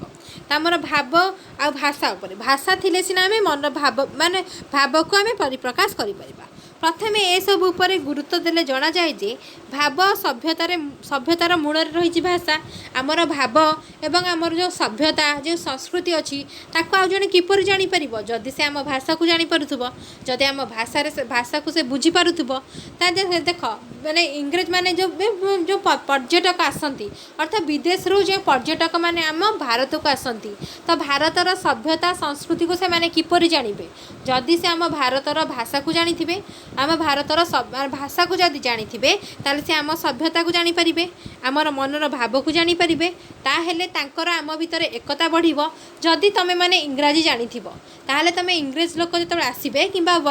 माने विदेश लोक जेतबेले आम भारत को आसीबे तमे तांको सहित कथा ही परिबो कथा हेले सिना तमर मन तमे तांको मनर थिबा कथा को जानि परिबो आ तमर भावर आदान प्रदान हेले जातीयता भाव बढ़िबो एकता भी बढ़िबो। जदि तमे तांको भाषा जानि नथिबो किंबा से माने तम भाषा जानि नथिबे ताहाले तमर मनर भावर आदान प्रदान हेई परिबो नाही एवं तम मध्यरे एकता मध्य बढ़ी परिबो नाही। से कोन कहउथबे तमे बुझी परिबोनी तमे कोन कहबाकू चाहूछ से मान मध्य बुझी परिबे नाही। जदि भाषार एकता रहिबो ताहेले भावर एकता बढ़िबो जदि भाषार एकता रहे ताहेले भावर एकता निश्चित रहिबो तेम भाषार एकता रहिबो ताले हम भावर मध्य एकता रहिबो। तो आधुनिक पृथ्वीर समस्त सभ्य देश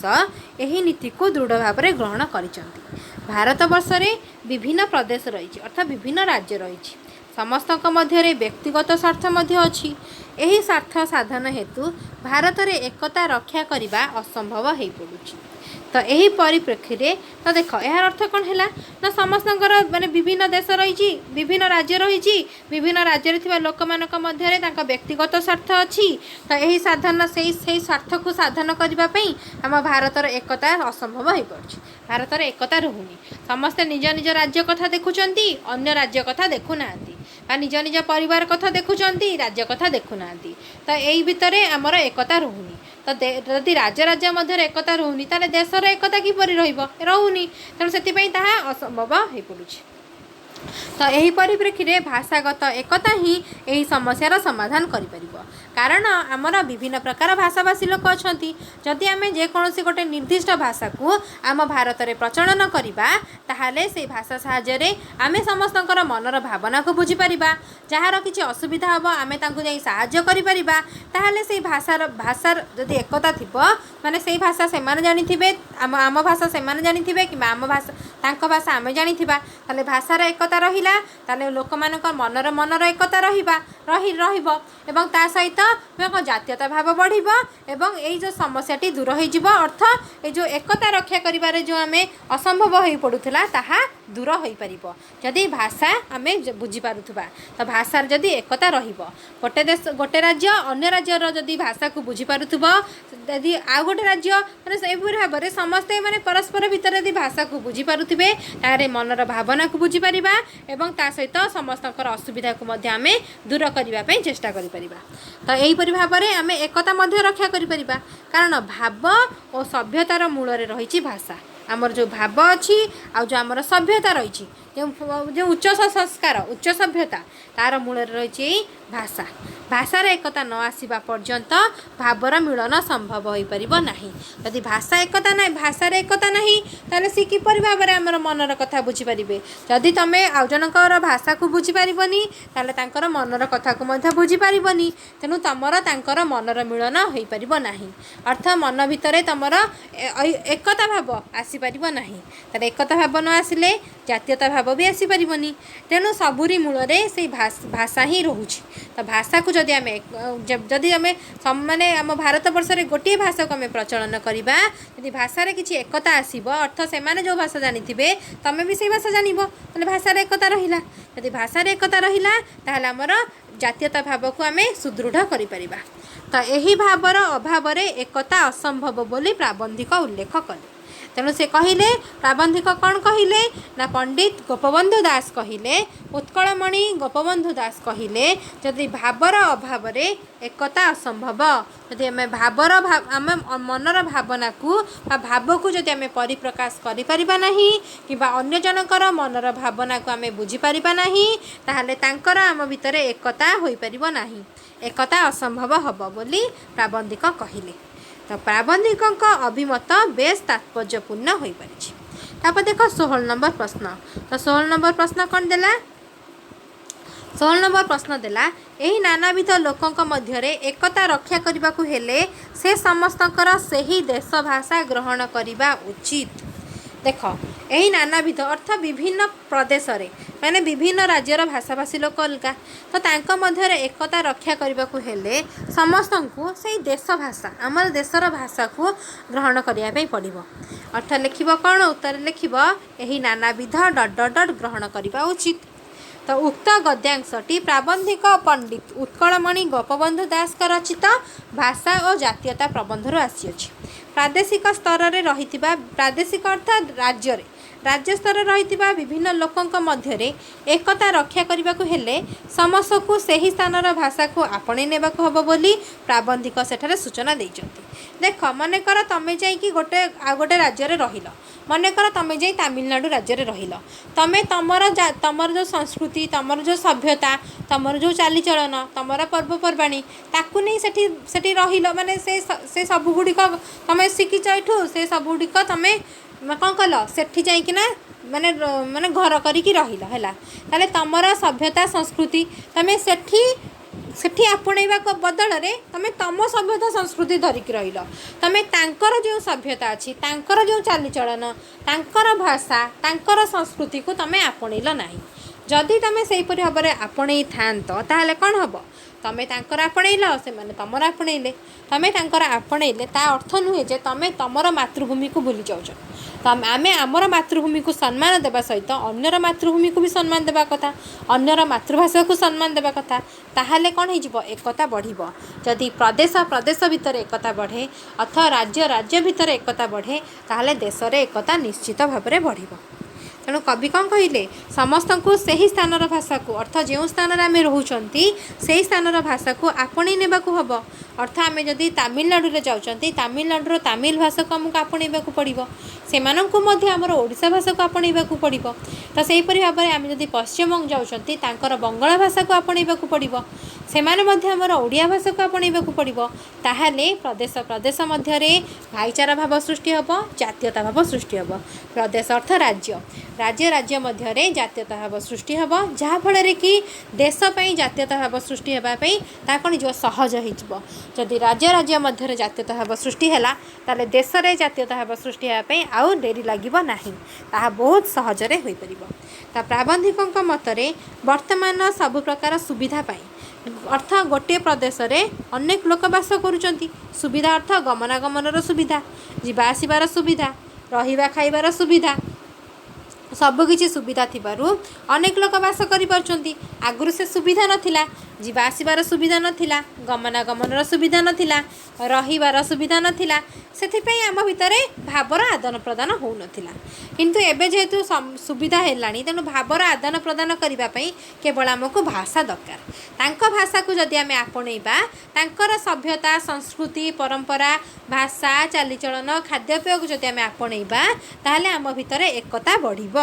ତ ସେହି ଲୋକମାନେ ଯଦି ଗୋଟିଏ ଭାଷାକୁ ଗ୍ରହଣ କରିନିଅନ୍ତେ ତାହେଲେ ସେମାନଙ୍କ ମଧ୍ୟରେ ଭାବର ବିନିମୟ କୌଣସି ଅସୁବିଧା ରୁହନ୍ତା ନାହିଁ। ଯଦି ସେମାନେ ଗୋଟିଏ ଭାଷାକୁ ଗ୍ରହଣ କରିନିଅନ୍ତେ, ଯେଉଁ ରାଜ୍ୟରେ ରହୁଛନ୍ତି ସେହି ରାଜ୍ୟର ଭାଷାକୁ ଯଦି ସେମାନେ ଗ୍ରହଣ କରିନେବେ ତାହେଲେ ସେମାନଙ୍କ ମଧ୍ୟରେ ଭାବର ଆଦାନ ପ୍ରଦାନ ହେବ। ତମେ ଯାଇକିନା ଗୋଟେ ରାଜ୍ୟରେ ରହିଲ, ସେ ରାଜ୍ୟରେ ତମେ କ'ଣ କଲ, ତମେ କିଛି ତମର ଜିନିଷ କିଣିବ, ତମର ଦୈନନ୍ଦିନ ଜିନିଷ କିଣିବ, ତମେ ସେ ଦୋକାନକୁ ଗଲେ ତମେ ଯଦି ତାଙ୍କ ଭାଷାକୁ ଶିଖିନଥିବ ତମ କ'ଣ କହିବାକୁ ଚାହୁଁଛ ସେମାନେ କିପରି ବୁଝିବେ, ବୁଝିପାରିବେନି। ତେଣୁ ତମକୁ ତାଙ୍କର ଭାଷାକୁ ବୁଝିବା ପାଇଁ ପଡ଼ିବ। ତାଙ୍କ ଭାଷା ବୁଝିଲେ ତମର କ'ଣ ହେବ, ଭାବ ବିନିମୟ ସୁବିଧା ହେବ। ଅର୍ଥ ତମ ମନର ଭାବନାକୁ ତୁମେ ପ୍ରକାଶ କରିପାରିବ, ସେମାନେ ତମ ମନର ଭାବନାକୁ ବୁଝିପାରିବେ। ତ ଭାବର ଆଦାନ ପ୍ରଦାନ ହେଲା, ଅର୍ଥ ଭାବ ବିନିମୟ ହେବ, ଯାହାଫଳରେ କି କୌଣସି ଅସୁବିଧା ହେବ ନାହିଁ। ଭାବ ଭାଷା ଏକ ହେଲେ ଗୋଟିଏ ପ୍ରଦେଶରେ ଅନେକ ଲୋକ ବାସ କରୁଛନ୍ତି। ସେହି ଲୋକମାନେ ଯଦି ଗୋଟିଏ ଭାଷାକୁ ଗ୍ରହଣ କରିନିଅନ୍ତେ ତାହେଲେ ସେମାନଙ୍କ ମଧ୍ୟରେ ଭାବ ବିନିମୟର ଆଉ କୌଣସି ଅସୁବିଧା ରୁହନ୍ତା ନାହିଁ। ତ ଗୋଟିଏ ପ୍ରଦେଶ ଅର୍ଥ ଗୋଟିଏ ରାଜ୍ୟରେ ଅନେକ ଲୋକ ବାସ କରୁଛନ୍ତି, ଅନେକ ରାଜ୍ୟର ଲୋକମାନେ ଆସି ଗୋଟିଏ ରାଜ୍ୟରେ ରହୁଛନ୍ତି। ଯଦି ସେହି ଲୋକମାନେ ଗୋଟିଏ ଭାଷାକୁ ଯଦି ଗ୍ରହଣ କରିନେବେ, ଅର୍ଥ ଯେଉଁ ରାଜ୍ୟରେ ସେମାନେ ରହିବେ ସେହି ରାଜ୍ୟର ଭାଷାକୁ ଯଦି ସେମାନେ ଗ୍ରହଣ କରିନେବେ ତାହେଲେ ସେମାନଙ୍କ ମଧ୍ୟରେ ଭାବ ବିନିମୟ ଆଉ କୌଣସି ଅସୁବିଧା ହେବନି। ସେମାନେ ଯେଉଁ ରାଜ୍ୟରେ ରହୁଛନ୍ତି ସେହି ରାଜ୍ୟର ଭାଷା ଯଦି ଜାଣିବେ ତାହେଲେ ସେହି ରାଜ୍ୟ ଲୋକମାନଙ୍କ ସହିତ ସେମାନଙ୍କର ଭାବର ଆଦାନ ପ୍ରଦାନ ହେବ ଏବଂ ଯେଉଁମାନେ ଅନ୍ୟ ରାଜ୍ୟରୁ ଆସି ରହିଛନ୍ତି ସେମାନଙ୍କ ସହିତ ମଧ୍ୟ ଯେଉଁ ରାଜ୍ୟରେ ରହିଛନ୍ତି ସେହି ରାଜ୍ୟ ଲୋକମାନେ ବି ଭଲ ଭାବରେ ମିଶିପାରିବେ। ଅର୍ଥ ତୁମେମାନେ ଯଦି ଯାଇ ବିହାରରେ ରହିବ, ବିହାରର ଲୋକମାନେ ମଧ୍ୟ ତୁମେ ଯଦି ବିହାର ଭାଷା ଜାଣିଥିବ ତାହେଲେ ବିହାରର ଲୋକମାନେ ମଧ୍ୟ ତୁମମାନଙ୍କ ଭାଷା ଜାଣିପାରିବେ। ଅର୍ଥ ତୁମମାନଙ୍କ ଭାଷା ଯଦି ଜାଣିଥିବେ ତାହେଲେ ଉଭୟଙ୍କର ଭାବର ଆଦାନ ପ୍ରଦାନ ହେବ। ମନରେ ଥିବା କଥାକୁ ତୁମେ ଭଲ ଭାବରେ ବ୍ୟକ୍ତ କରିପାରିବ। ଅର୍ଥ ସେମାନେ ତୁମ ମନର ସବୁ ଭାବକୁ ସେମାନେ ବୁଝିପାରିବେ, ତୁମ ମନରେ ଥିବା ସମସ୍ତ କଥାକୁ ସେମାନେ ବୁଝିପାରିବେ। ତୁମମାନଙ୍କ ମଧ୍ୟରେ ଏକତା ବଜାଇ ରହିବ ଏବଂ ତୁମମାନଙ୍କ ଭିତରେ ଜାତୀୟତା ଭାବ ବଢ଼ିବ। ତ ପ୍ରଦେଶ ପ୍ରଦେଶ ଭିତରେ ଜାତୀୟତା ଭାବ ବଢ଼ିଲେ ତାହା ଦେଶ ଦେଶ ମଧ୍ୟରେ ଜାତୀୟତା ଭାବ ସୃଷ୍ଟି ହେବ। ଭାବ ଓ ଭାଷା ଏକ ହେଲେ ଜାତୀୟତା ବୋଧ ଆଣିବା ଅସମ୍ଭବ ହେବ ନାହିଁ। ଯଦି ଭାବ ମିଶିଯିବ, ଯଦି ଆମ ଭାଷା ମିଶିଗଲା ତାହେଲେ ଭାବ ମିଶିଯିବ। ଆମେ ଯଦି ଭାଷା କହିଲେ ଅର୍ଥ ଆମେ କଥା କହିଲେ ତାହେଲେ ଆମ ମନର ଭାବ ମିଶିଯିବ। ଆଉ ଭାବ ଭାଷା ଯଦି ଏକ ହେବ ତାହେଲେ ଜାତୀୟତା ବୋଧ ଆଣିବା ଅର୍ଥ ଆମ ରାଜ୍ୟ ରାଜ୍ୟ ମଧ୍ୟରେ ଜାତୀୟତା ବୋଧ କିମ୍ବା ଦେଶ ଦେଶ ମଧ୍ୟରେ ଜାତୀୟତା ବୋଧ ଆଣିବା ଅସମ୍ଭବ ହେବ ନାହିଁ, ତାହା ସମ୍ଭବ ହୋଇଯିବ। ଭିନ୍ନତା ଥିଲେ ମଧ୍ୟ, ବିଭିନ୍ନ ରାଜ୍ୟ ମଧ୍ୟରେ ଭିନ୍ନତା ଥିଲେ ମଧ୍ୟ ଆମେ ସମସ୍ତେ ଭାରତୀୟ ବୋଲି କହିବା। ସମସ୍ତଙ୍କ ମନର ଭାବକୁ ସମସ୍ତେ ବୁଝିପାରିବେ ଏବଂ ଏକତା ବଜାଇ ହୋଇ ରହିବ। ପ୍ରାବନ୍ଧିକ ଯୁକ୍ତରାଷ୍ଟ୍ର ଆମେରିକାର ଉଦାହରଣ ଦେଇ କହିଛନ୍ତି ସେଠାରେ ନାନା ଜାତିର ଲୋକ ବାସ କରୁଥିଲେ ବି ଇଂରେଜ ଭାଷାକୁ ମୂଳ ଭାଷା ରୂପେ ଗ୍ରହଣ କରାଯାଇଛି। ତ ଆମେରିକାର ଉଦାହରଣ ଦେଇ ପ୍ରାବନ୍ଧିକ ଉତ୍କଳମଣି ଗୋପବନ୍ଧୁ ଦାସ କହିଛନ୍ତି ଯେ ଆମେରିକାରେ ନାନା ଜାତିର ଲୋକେ ବାସ କରୁଛନ୍ତି। ଅର୍ଥାତ୍ ଇଂରେଜ ଲୋକ ବାସ କରୁଛନ୍ତି, ତା ସହିତ ଜର୍ମାନୀ ଲୋକ ବାସ କରୁଛନ୍ତି, ପର୍ତ୍ତୁଗୀଜ ଲୋକ ବାସ କରୁଛନ୍ତି। ତ ସେମାନଙ୍କର ଭାଷା ଅଲଗା, କିନ୍ତୁ से राष्ट्र अर्थात युक्तराष्ट्र इंग्राजी को मूल भाषा रूपे ग्रहण करा जहाँफल कि जो भाषाभाषी लोक रही इंग्राजी भाषा कथा हेले सेमानंकर भावर आदान प्रदान घटुची जहाँफल कि जातीयताबोध बढ़ुची जातीयताबोध बढ़ुची एवं तांका भितर एकता बजाई हुई रोची। इंग्राजी भाषा को ग्रहण न करा जिबा जाए कहा युक्तराष्ट्र रे प्रजा भाव में परिचित करा जिबो नाही। जदि सेमानक मध्यरु किए भी इंग्राजी भाषा जानि नथिबे ताहले तांको युक्तराष्ट्र प्रजा बोली ग्रहण करा जिबो नाही। वर्तमान भारत में विभिन्न भाषाभाषी लोक बास करुछंती विभिन्न राज्य रे विभिन्न भाषाभाषी लोक रहउछंती सेमानक मध्यरे एकता रक्षा करिबाकु हेले देशर निर्दिष्ट भाषा को ग्रहण करिबाकु पड़िबो। देशर गोटे आम निर्दिष्ट भाषा दरकार जहाँफल कि आम विभिन्न राज्य को गले सेमानक सहित आम भावर आदान प्रदान करिपरिबा आम मनर भाव को तांकु कहि परिबा। जदि गोटे देश में गोटे निर्दिष्ट भाषा थाए ताहा हिंदी हो ता जे कोनोसी भाषा हो जदि गोटे निर्दिष्ट भाषा रहे जहाँफल कि आमे जे कोनोसी राज्य को गले से लोकमानक सहित आमर मनर भाव को आमे कहि परिबा एवं आम उभयंकर भावर आदान प्रदान होई परिबा एवं जातीयताबोध बढ़िबा जातीयता भाव सृष्टि हब एकता बजाई रहिबा एवं ता कोन हिजिबो समस्ते निजको जातीयता बोली मने करिवे अर्थात समस्ते निजको गोटे जातिर मनीष बोली भाबिबे। बुझीगला तो भाषार एकता आसिले जदि गोटे भाषा हो ताले भाषार एकता है ताहले समस्तक मध्यरे जातीयता भाव सृष्टि हेब एवं समस्ते एकतारे बांधी जिबे समस्ते समस्तक सहित भाईचारा भाव सृष्टि हेब स्नेह श्रद्धा भल पाइबा सम्मान सबकिछि मिलिबो जदि आमर भाषा गोटे होइथाय जदि आमर भाषा रे एकता आसे जदि आम देश में गोटे भाषा को आम प्रचलित करिथाउ जे भावर आदान प्रदान पाई अर्थात अन्य जनकर मनर भावना को बुझीबाई निज मनर भावना को व्यक्त करने ताहले आमर जातीयताबोध बढ़िबो जातीयता भाव सृष्टि हेब। बुझीगला तो वास्तविक प्राबंधिकर चिंताधारा बेस युक्तियुक्त मन हुए से प्रबंधटीर नाम भाषा और जातीयता होइछि। भाषा थिले ही जातीयता भाव बढ़िबो अर्थात आमे समस्ते निजको गोटे जातिर मनीष रूपे मानि परिबा बा भाबी परिबा भिन्नता थिले मध्य जदि आमर भाषा एक हुए जदि आमर भाषा गोटे हुए ताहले आमे आमर समस्त मनर माने भावना को आमे प्रकाश करि परिबा आमे आ केही भी हेले भिन्नता बोली आमे माने बोध करिबानी एते भिन्नता थिले मध्य समस्ते एकता बंधन रे बांधी होई रहिबा आम भारत विभिन्नता मध्यरे एकता बंधन रे बांधी रहिबो केवल भाषा पाई भाषा थिले भाव रहिबो भाव थिले आमर कौन रहिबो आम सभ्यता रहिबो संस्कृति रहिबो सद्भाव रहिबो भाईचारा रहिबो एकता रहिबो ताले भाषा ही आम जातीयतार मूल मंत्र सेथि पई प्राबंधिक एई प्रबंधटीर नाम भाषा और जातीयता बोली रखिचंती। बुझीगला तापर देख दीर्घमूलक प्रश्न उत्तर 17 नंबर प्रश्न देला जातीयता भाव निरंतर जाग्रत रहिबा पई लेखकंक उदाहरणमूलक परामर्श पठित प्रबंधर वर्णना कर। तो उत्कलमणि गोपबंधु दास थिले ओडिया जातीयवादी वीर तांकर साहित्य साधना ओडियावासींक मनरे जातीयता भाव सृष्टि करिबा पई अभिप्रेरित थिला। सत्यवादी साहित्य पत्रिकार संपादन और समाज संवादपत्र प्रकाशन रे एही स्वर दृढ़ होइथिला। बंदीर आत्मकथा कारा कविता धर्मपद अवकाश चिंता आदि कविता पुस्तक रे से जाति उद्देश्य रे उद्बोधनमूलक वार्ता सुनाइछंती। आलोच्य प्रबंध रे से भाषा माध्यम रे सर्वभारतीय स्तर रे एकता किपरि आसी परिबो ताहा दृढ़ मत पोषण करिसंती। जे भाषा माध्यम रे भाषा साहाय्य रे भावर आदान प्रदान हबो भावर आदान प्रदान हेले सर्वभारतीय स्तर रे अर्थ समस्त भारत वर्ष रे एकता आसी परिबो बोली से दृढ़ मत पोषण करिसंती। तांकर चिंताधारा को युक्तियुक्त भावे विभिन्न उदाहरण देई से प्रमाण करिसंती। प्राबंधिक समय अनुसारे अनुचिंता को प्रकाश करी लिखिचंती जे समस्ते जातीयता निमंते व्याकुल ମାତ୍ର କେହି ସମାଧାନର ଯଥାର୍ଥ ଉପାୟ ଚିନ୍ତା କରିପାରୁନାହାନ୍ତି। ସମସ୍ତେ ଜାତୀୟତାକୁ ଚାହୁଁଛନ୍ତି, ସମସ୍ତେ ଆମ ଭାରତବର୍ଷକୁ ଏକାଠି କରିବାକୁ ଚାହୁଁଛନ୍ତି, କିନ୍ତୁ ସେମାନେ କେହି ଏହାର ସମାଧାନ ପାଇପାରୁନାହାନ୍ତି। କାହିଁକି ନା ଆମର ବିଭିନ୍ନ ଆମର ରାଜ୍ୟ ଆମର ପ୍ରଦେଶ ବହୁତ ଗୁଡ଼ିଏ ଏବଂ ପ୍ରଦେଶରେ ଥିବା ଭାଷା ଅଲଗା। ତେଣୁ ବିଭିନ୍ନତା ଭିତରେ ଆମର ଏକତା ଅଛି। ତ ଯଦି ବିଭିନ୍ନତା ଅଛି ତାହେଲେ ବିଭିନ୍ନତାରେ କିପରି ଭାବରେ ସମସ୍ତେ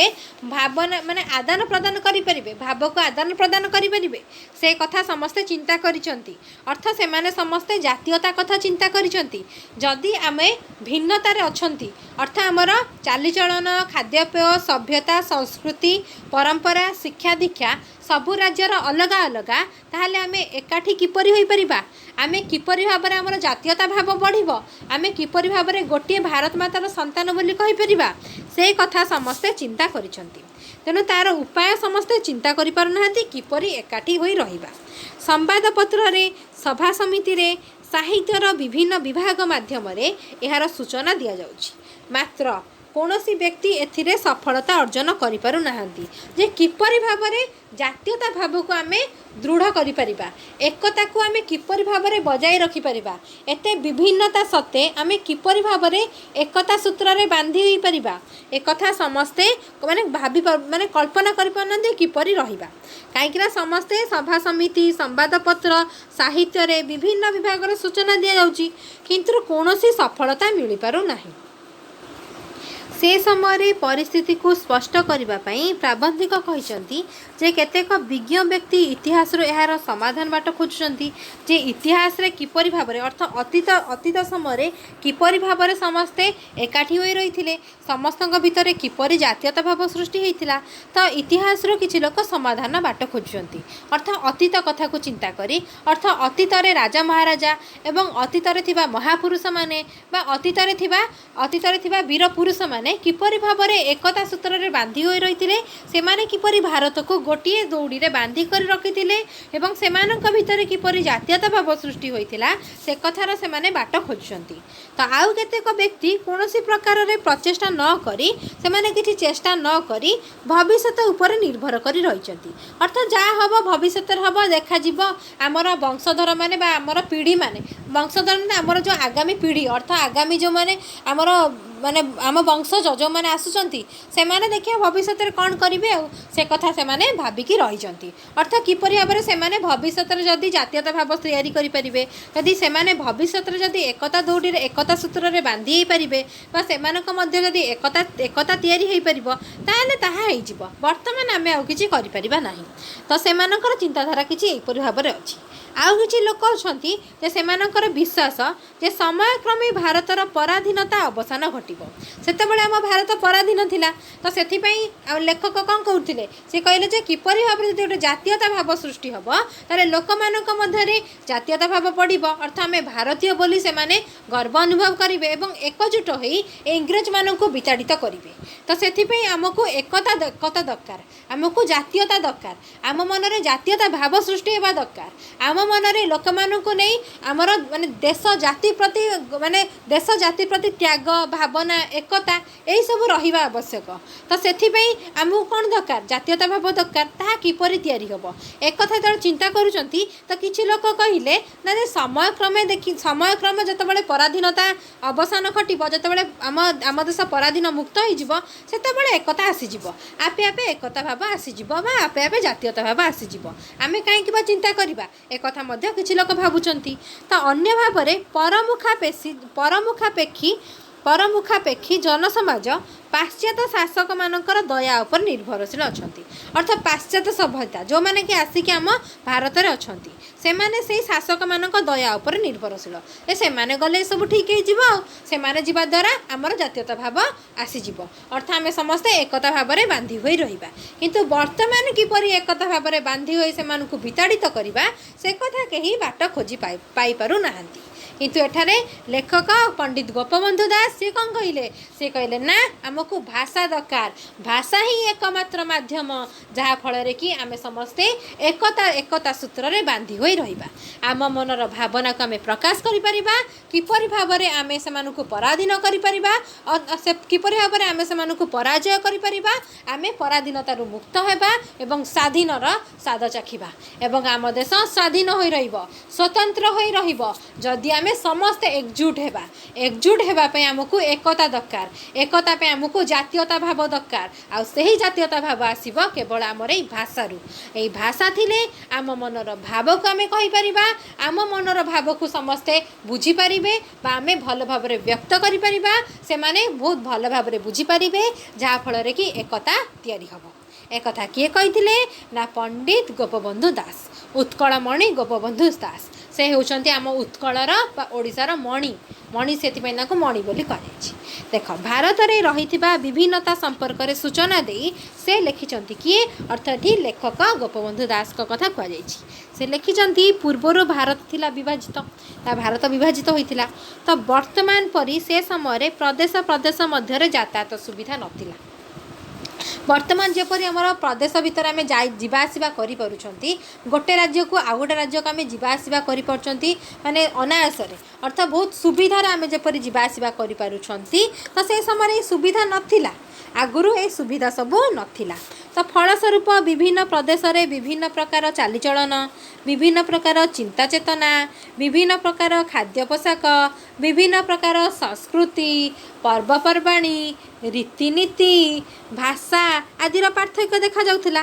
तथापि से समय आर्य ऋषि माने बुझुथिले जे भाव एवं भाषा से समय एते असुविधा थिले मध्य से समय आमर भिन्नता थिले मध्य आर्य ऋषि माने भाव को बुझुथिले अर्थ भाषा साहाय्य आमर भाव को आमे परिप्रकाश कले विभिन्नता मध्य आमे सेतबळे एकतारे बांधी होइथिले अर्थ से समय आर्य ऋषि माने संस्कृत भाषा रे कथबार्ता करथिले वैदिक रीति प्रचलित थिला जहा फल रे कि विभिन्नता थिबा सत्ते समस्ते संस्कृत भाषा जानिथिले समस्तंकर भावर आदान प्रदान होउथिला समस्तंकर चालीचलन समस्तंकर चिंता चेतना खाद्य पोशाक अलग थिले मध्य विभिन्नता थिले मध्य समस्ते कौन करथिले माने एकतारे बांधी होइथिले काहेकि ना सेमानकर भाव मिसुथिला कारण सेमानकर भाषा ही तांकर भावना को व्यक्त करुथिला अर्थ कहुथिला तेणु भाषार एकता मानव पक्षरे वर्तमान एकमात्र पंथा बोली से माने स्वीकार करथिले तेणु आगुरु आर्य ऋषि माने एक कथा बुझिथिले जे भाव ही माने भावटा को केवल भाषा साहाय्य ही आमे कहि परिबा तेणु सेईटा से कथाटा से माने बुझिथिले तेणु ताकू आमको बुझिया पे पड़िबो जे भाषार एकता मानव पक्षरे वर्तमान एकमात्र पंथा जे भाषा ही एकमात्र पंथा जहा फल रे कि हमर मनर भावना को आमे माने कहि परिबा आ समस्त एकजुट होई रहि परिबा तो सेथिपई से माने सेई कथा स्वीकार कले जे हम भाषा ही एकमात्र पंथा बुझिला जहा कि हमर एकता को बजाय रखिबो हमको जातीयता भाव दबो आम मनरे जातीयता सृष्टि करिबो प्राबंधिकଙ୍କ मतरे पूर्वरु द्राविड़ आर्य मानक मध्यरे संघर्ष होइतिला अर्थात संघर्ष चलीथिला विवाद थिला किंतु समयक्रमे परस्पर द्वारा प्रभावित होइतिले द्राविड़ आर्य मानक द्वारा प्रभावित हेले आर्य माने द्राविड़ଙ୍କ द्वारा प्रभावित हेले प्रथमे कोन हितला तांकर माने भितरे पडु नथिला अर्थात संघर्ष थिला किंतु समयक्रमे धीरे धीरे सब ठीक हे गला अर्थात परस्पर द्वारा प्रभावित हेले परिमाण रे कोन परिणाम रे परिणाम से परिणाम रे आर्य द्राविड़ संगे मिसी गले आ भारत जदि से समय रही आर्य मानकर मूल सूत्र को अनुसरण करिबो अर्थ आमे जदि से परि भाव रे विभिन्नता सत्ते समस्त सहित मिसी जिबा जेपरि आगुरो द्राविड़ आ आर्य अलग अलग थिले किंतु समयक्रमे से माने मिसी गले मिसी जिबा द्वारा आज भारत सुदृढ़ अच्छी जदि सेमानंकठार आमे ए गुणटी शिखि पारिबा आमे जदि विभिन्नतार थिबा विभिन्न आम राज्यर बासिंदा मानक सहित आमे मिसी पारिबा अर्थात विभिन्न भिन्न राज्य मानकर जो चालीचलन खाद्यपेय भाषा भाषी सेमानक सहित यदि मिसी जिबा एकजुट होई रहिबा ताहाले आमे कोन हबो भारत रे एकता संभव होई पारिबो त एक कथा लेखक कहिसंती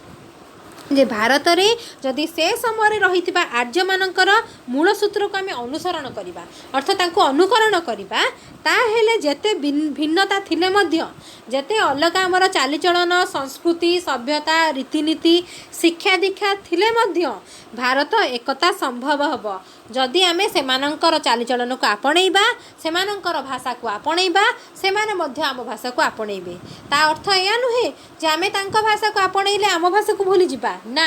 आमे आम भाषा को जेपरि सम्मान दौरान आम मातृभूमि को जेपरि सम्मान दौरान सेपरि भाव में तांकर मातृभूमि को तांको मातृभाषा को मध्य आमको सम्मान देवाई पड़ो ताहेले आम मध्य एकता आसब आमे तांको सम्मान देले सेमाने आमको सम्मान देबे जदि आम राज्य राज्य भितर सम्मान बढ़िबो राज्य राज्य मध्य एकता बढ़िबो जदि राज्य अर्थ प्रदेश जदि प्रदेश प्रदेश भितर एकता बढ़िबो ताले देश देश भितर एकता बढ़िबा पई बेसी दूर नुहे बेसी डेरी नुहे आमर एकता आसीजिब आम जातीयता भाव बढ़िबो आमे समस्ते एकजुट हो रहिबा आमे समस्ते गोटिए जातिर मनीष बोली कहिबा आमे समस्ते भारतीय बोली कहिबा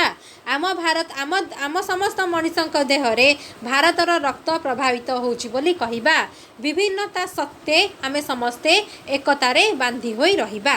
एई कथा कि कहिले लेखक कहिले अर्थ पंडित गोपबंधु दास कहिले तो भारत में पूर्वर गमनागमन सुविधा नथिला अर्थ जावासवा करने सुविधा नथिला वर्तमान पूर्वर से ही अवस्था दूर होईची वर्तमान गमनागमन सुविधा होईची आमे अनायासरे गोटे स्थान अन्य स्थान को जाई पारुछंती गोटे राज्य अन्य राज्य को जाई पारुछंती सहजरे लोक गोटे स्थान अन्य स्थान को जाई पारुछंती मात्र दुखर कथा गोटे प्रदेशर लोक अन्य प्रदेश रे बास कले मध्य निजर भाषा निजर भाव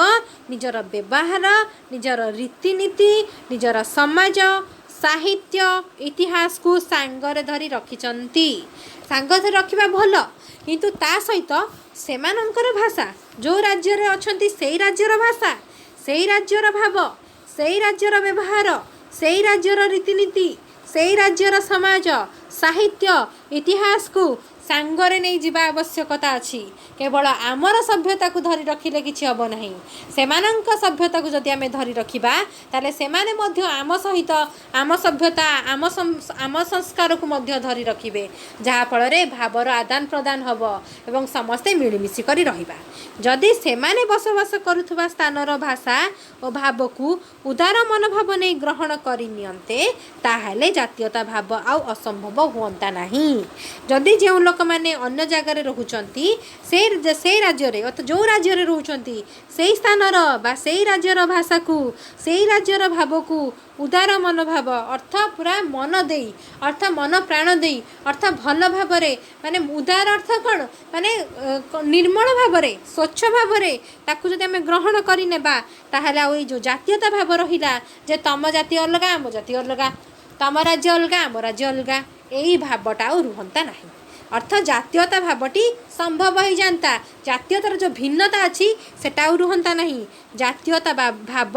असंभव हुअंता नहीं अर्थ जाति जाति मध्य विभेद देखा दियंता नहीं पार्थक्य देखा दियंता नहीं जाति जाति मध्य समानता देखा दियंता आमे समस्ते गोटे मार संतान बोली कही उठन्ते आउ कहार असुविधा हेले सांगे सांगे आमे तांकर सहाय्य करिया पे जाते कहीं ना सेमाने आम मनर भाव को बुझीचंती सेमाने आमर भाषा को बुझीचंती सेमाने आमर संस्कृति को बुझीचंती सेमाने आमर पर्वपर्वाणी को बुझीचंती कला को बुझीचंती ऐतिह्य को बुझीचंती ताले आमे कहीं तांकर ऐतिह्य को बुझीबानी आमे कहीं तांकर संस्कृति को बुझीबानी आमे कहीं तांकर सभ्यता को बुझीबा नाही तेणु एहीपरि भाव में आमे जदि तांकर सभ्यता को बुझीबा सेमाने भी आम सभ्यता को बुझीबे जातीयता भाव संभव हब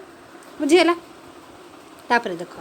भाषा द्वारा किपरि जातीयता संभव हेब ताहाको बुझाइबाकु जाई प्राबंधिक युक्तराष्ट्र अमेरिकार उदाहरण देइचंती जे भाषा द्वारा किपरि आमर जातीयता संभव हेब अर्थात आमे समस्त एकजुट होई किपरि रहिबा भाषा द्वारा ताहा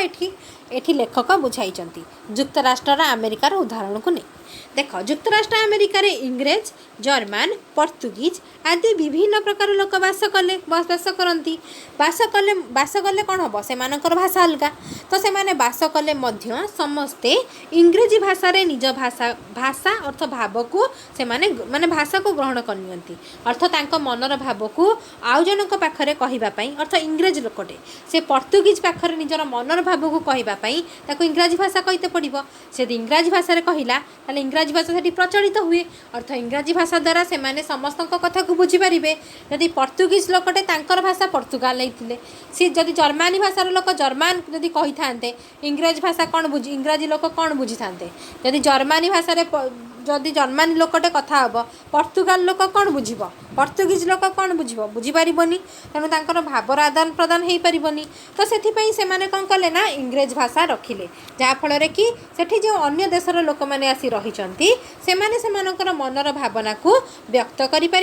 एवं से देशर लोक मैंने अन्य देशर लोक जो रही कथा को भी बुझीपारे है से इंग्रेज भाषार प्रचलन होती इंग्रेजी भाषा समस्ते कहीपर समस्ते बुझीपारे जड़े जनकर कथा बुझीपारे अन्य जड़े आउ जनकर कथा भी बुझीपार तो यही कारण अमेरिकावासी मध्य जातीयता भाव जागृत है जदि जड़े जनक कथा बुझिला तार मनर भाव को बुझिला ताले जातीयता भाव बढ़िला एकता भाव बढ़िला तो से जुक्तराष्ट्र अमेरिकार उदाहरण दे आम लेखक ये कहते जे भाषा ही एकमात्र माध्यम जहाँफल कि जातीयता भाव सृष्टि हो पार तो तत्कालीन परिस्थिति अर्थ वर्तमान परिस्थिति भारत में जातीयता किपरि संभव है से संबंध में विभिन्न उदाहरण दे अर्थ जो समय भारत पराधीन थिला अर्थ 1915 मसीहा कथा कहुई से समय अर्थ तत्कालीन अर्थ से समय से परिस्थिति रे भारत में जातीयता किपरि संभव हम से संबंध में विभिन्न उदाहरण दे प्राबंधिक बुझाई जे एकक भाषा माध्यम भावगत संगति जे प्रतिष्ठा हो पार यह प्राबंधिक स्पष्ट भाव में बुझाई जे गोटे भाषा ही दरकार तो भारत वर्ष में गोटे भाषा दरकार जहाँफल कि समस्त भितर भावर आदान प्रदान हम भावर आदान प्रदान हेले भागवत संगति प्रतिष्ठा हम जातीयता भाव तैयारी हम एकता प्रतिष्ठित हम तो एक कथा प्राबंधिक स्पष्ट भाव में बुझाई देख 18 नंबर प्रश्न तो 18 नंबर प्रश्न देला जे प्रादेशिक समस्या अर्थ राज्य राज्य मध्य समस्या किपरि भारतीय जातीयता सृष्टि हेबारे बाधक तो गोटे जातीयता भाव अर्थ आमे समस्ते गोटे जातिर मनीष यही भाव सृष्टि हेबारे किपरि बाधक होउची तो गोटे माने आम देश जो कौ समस्या अच्छी जो समस्या फल कि आमे समस्ते गोटे जातिर मनीष बोली आमे कहि पारुना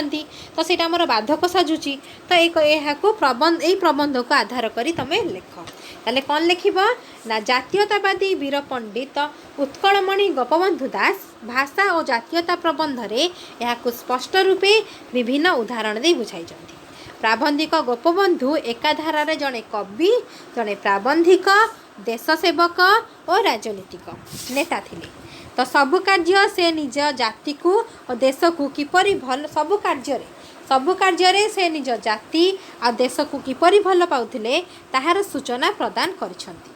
सत्यवादी साहित्य पत्रिका संपादन और समाज संवादपत्र तांको कर्ममय जीवनर अमृत साक्षर से कौन लिखिले ना साहित्य से सत्यवादी साहित्य पत्रिका लिखिले ता सहित संवादपत्र से प्रतिष्ठाता थिले समाजर से प्रतिष्ठाता थिले वर्तमान तुम घरे घरे समाज पत्र समाज आसूची समाज तो समाजर प्रतिष्ठाता किए गोपबंधु दास किए ना गोपबंधु दास है तब देख से सत्यवादी वन विद्यालय छात्र मानक यथार्थ शिक्षा देवा संगे संगे स्वावलंबी होगापी अर्थ निज गोड़े निजे छिड़ा होगापी अर्थ निजे गोटे रोजगारक्षम होगापी उद्बोधन देउथिले जीवनव्यापी अर्थात जीवन सारा निजको से जाति उद्देश्य समर्पण कर देथिले से निज जीवन सारा निज जीवन को कौन करथिले जाति पई उत्सर्ग कर देथिले तो करी समस्त निकट में उत्कल मणि भाव में परिचित थिले सेथिपई तांको आमे उत्कलर मणि अर्थ ओडिशार मणि कहीं कहबा कारण से तांको जीवन सारा से जाति उद्देश्य निज जीवन को से उत्सर्ग कर देथिले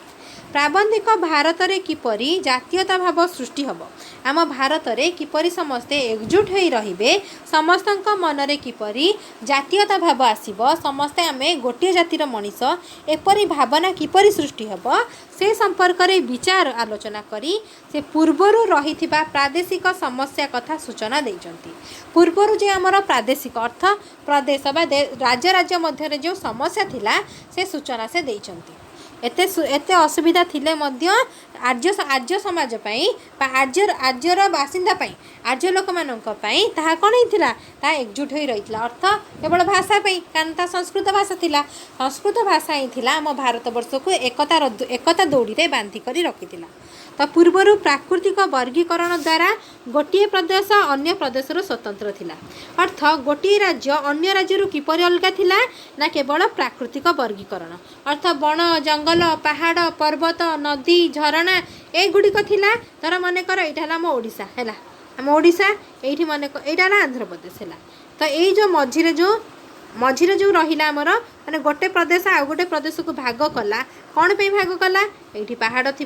ये जंगल थी ये नदी थी ये झरणा थी तो यही फल ही गोटे प्रदेश आ गोटे प्रदेश रु अलग है गोटे प्रदेश आ गोटे प्रदेश रु अलग है केवल ये बुझीला एक कथा किए कहले ना लेखक कहले प्राकृतिक वर्गीकरण प्राकृतिक अर्थ प्रकृति द्वारा जेपरी वन जंगल पहाड़ पर्वत नदी नाल झरणा इत्यादि द्वारा गोटे राज्य अन्य देश थारु अलगा थिला स्वतंत्र अर्थ अलगा थिला तो प्रत्येकंकर चालीचलन तांकर खाद्य तांकर पोशाक तांकर साहित्य तांकर इतिहास संस्कृति अन्य ठारु अलगा थिला तर गोटे राज्यर चालीचलन तांकर खाद्यपेय तांकर पोशाक तांकर साहित्य तांकर इतिहास तांकर संस्कृति अन्य राज्य ठारु अलगा थिला एते विशेषत्व थिले मध्य एते अलगा थिले मध्य अर्थ प्राकृतिक वर्गीकरण सहित चालीचलन खाद्य पोशाक साहित्य इतिहास संस्कृति रीतिनीति विभिन्न प्रकार सबकिछि माने अलगा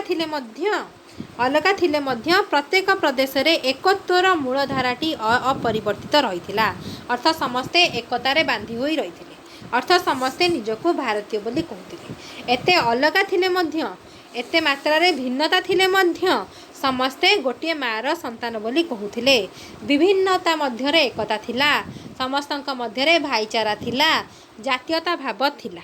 बुझिहेला तो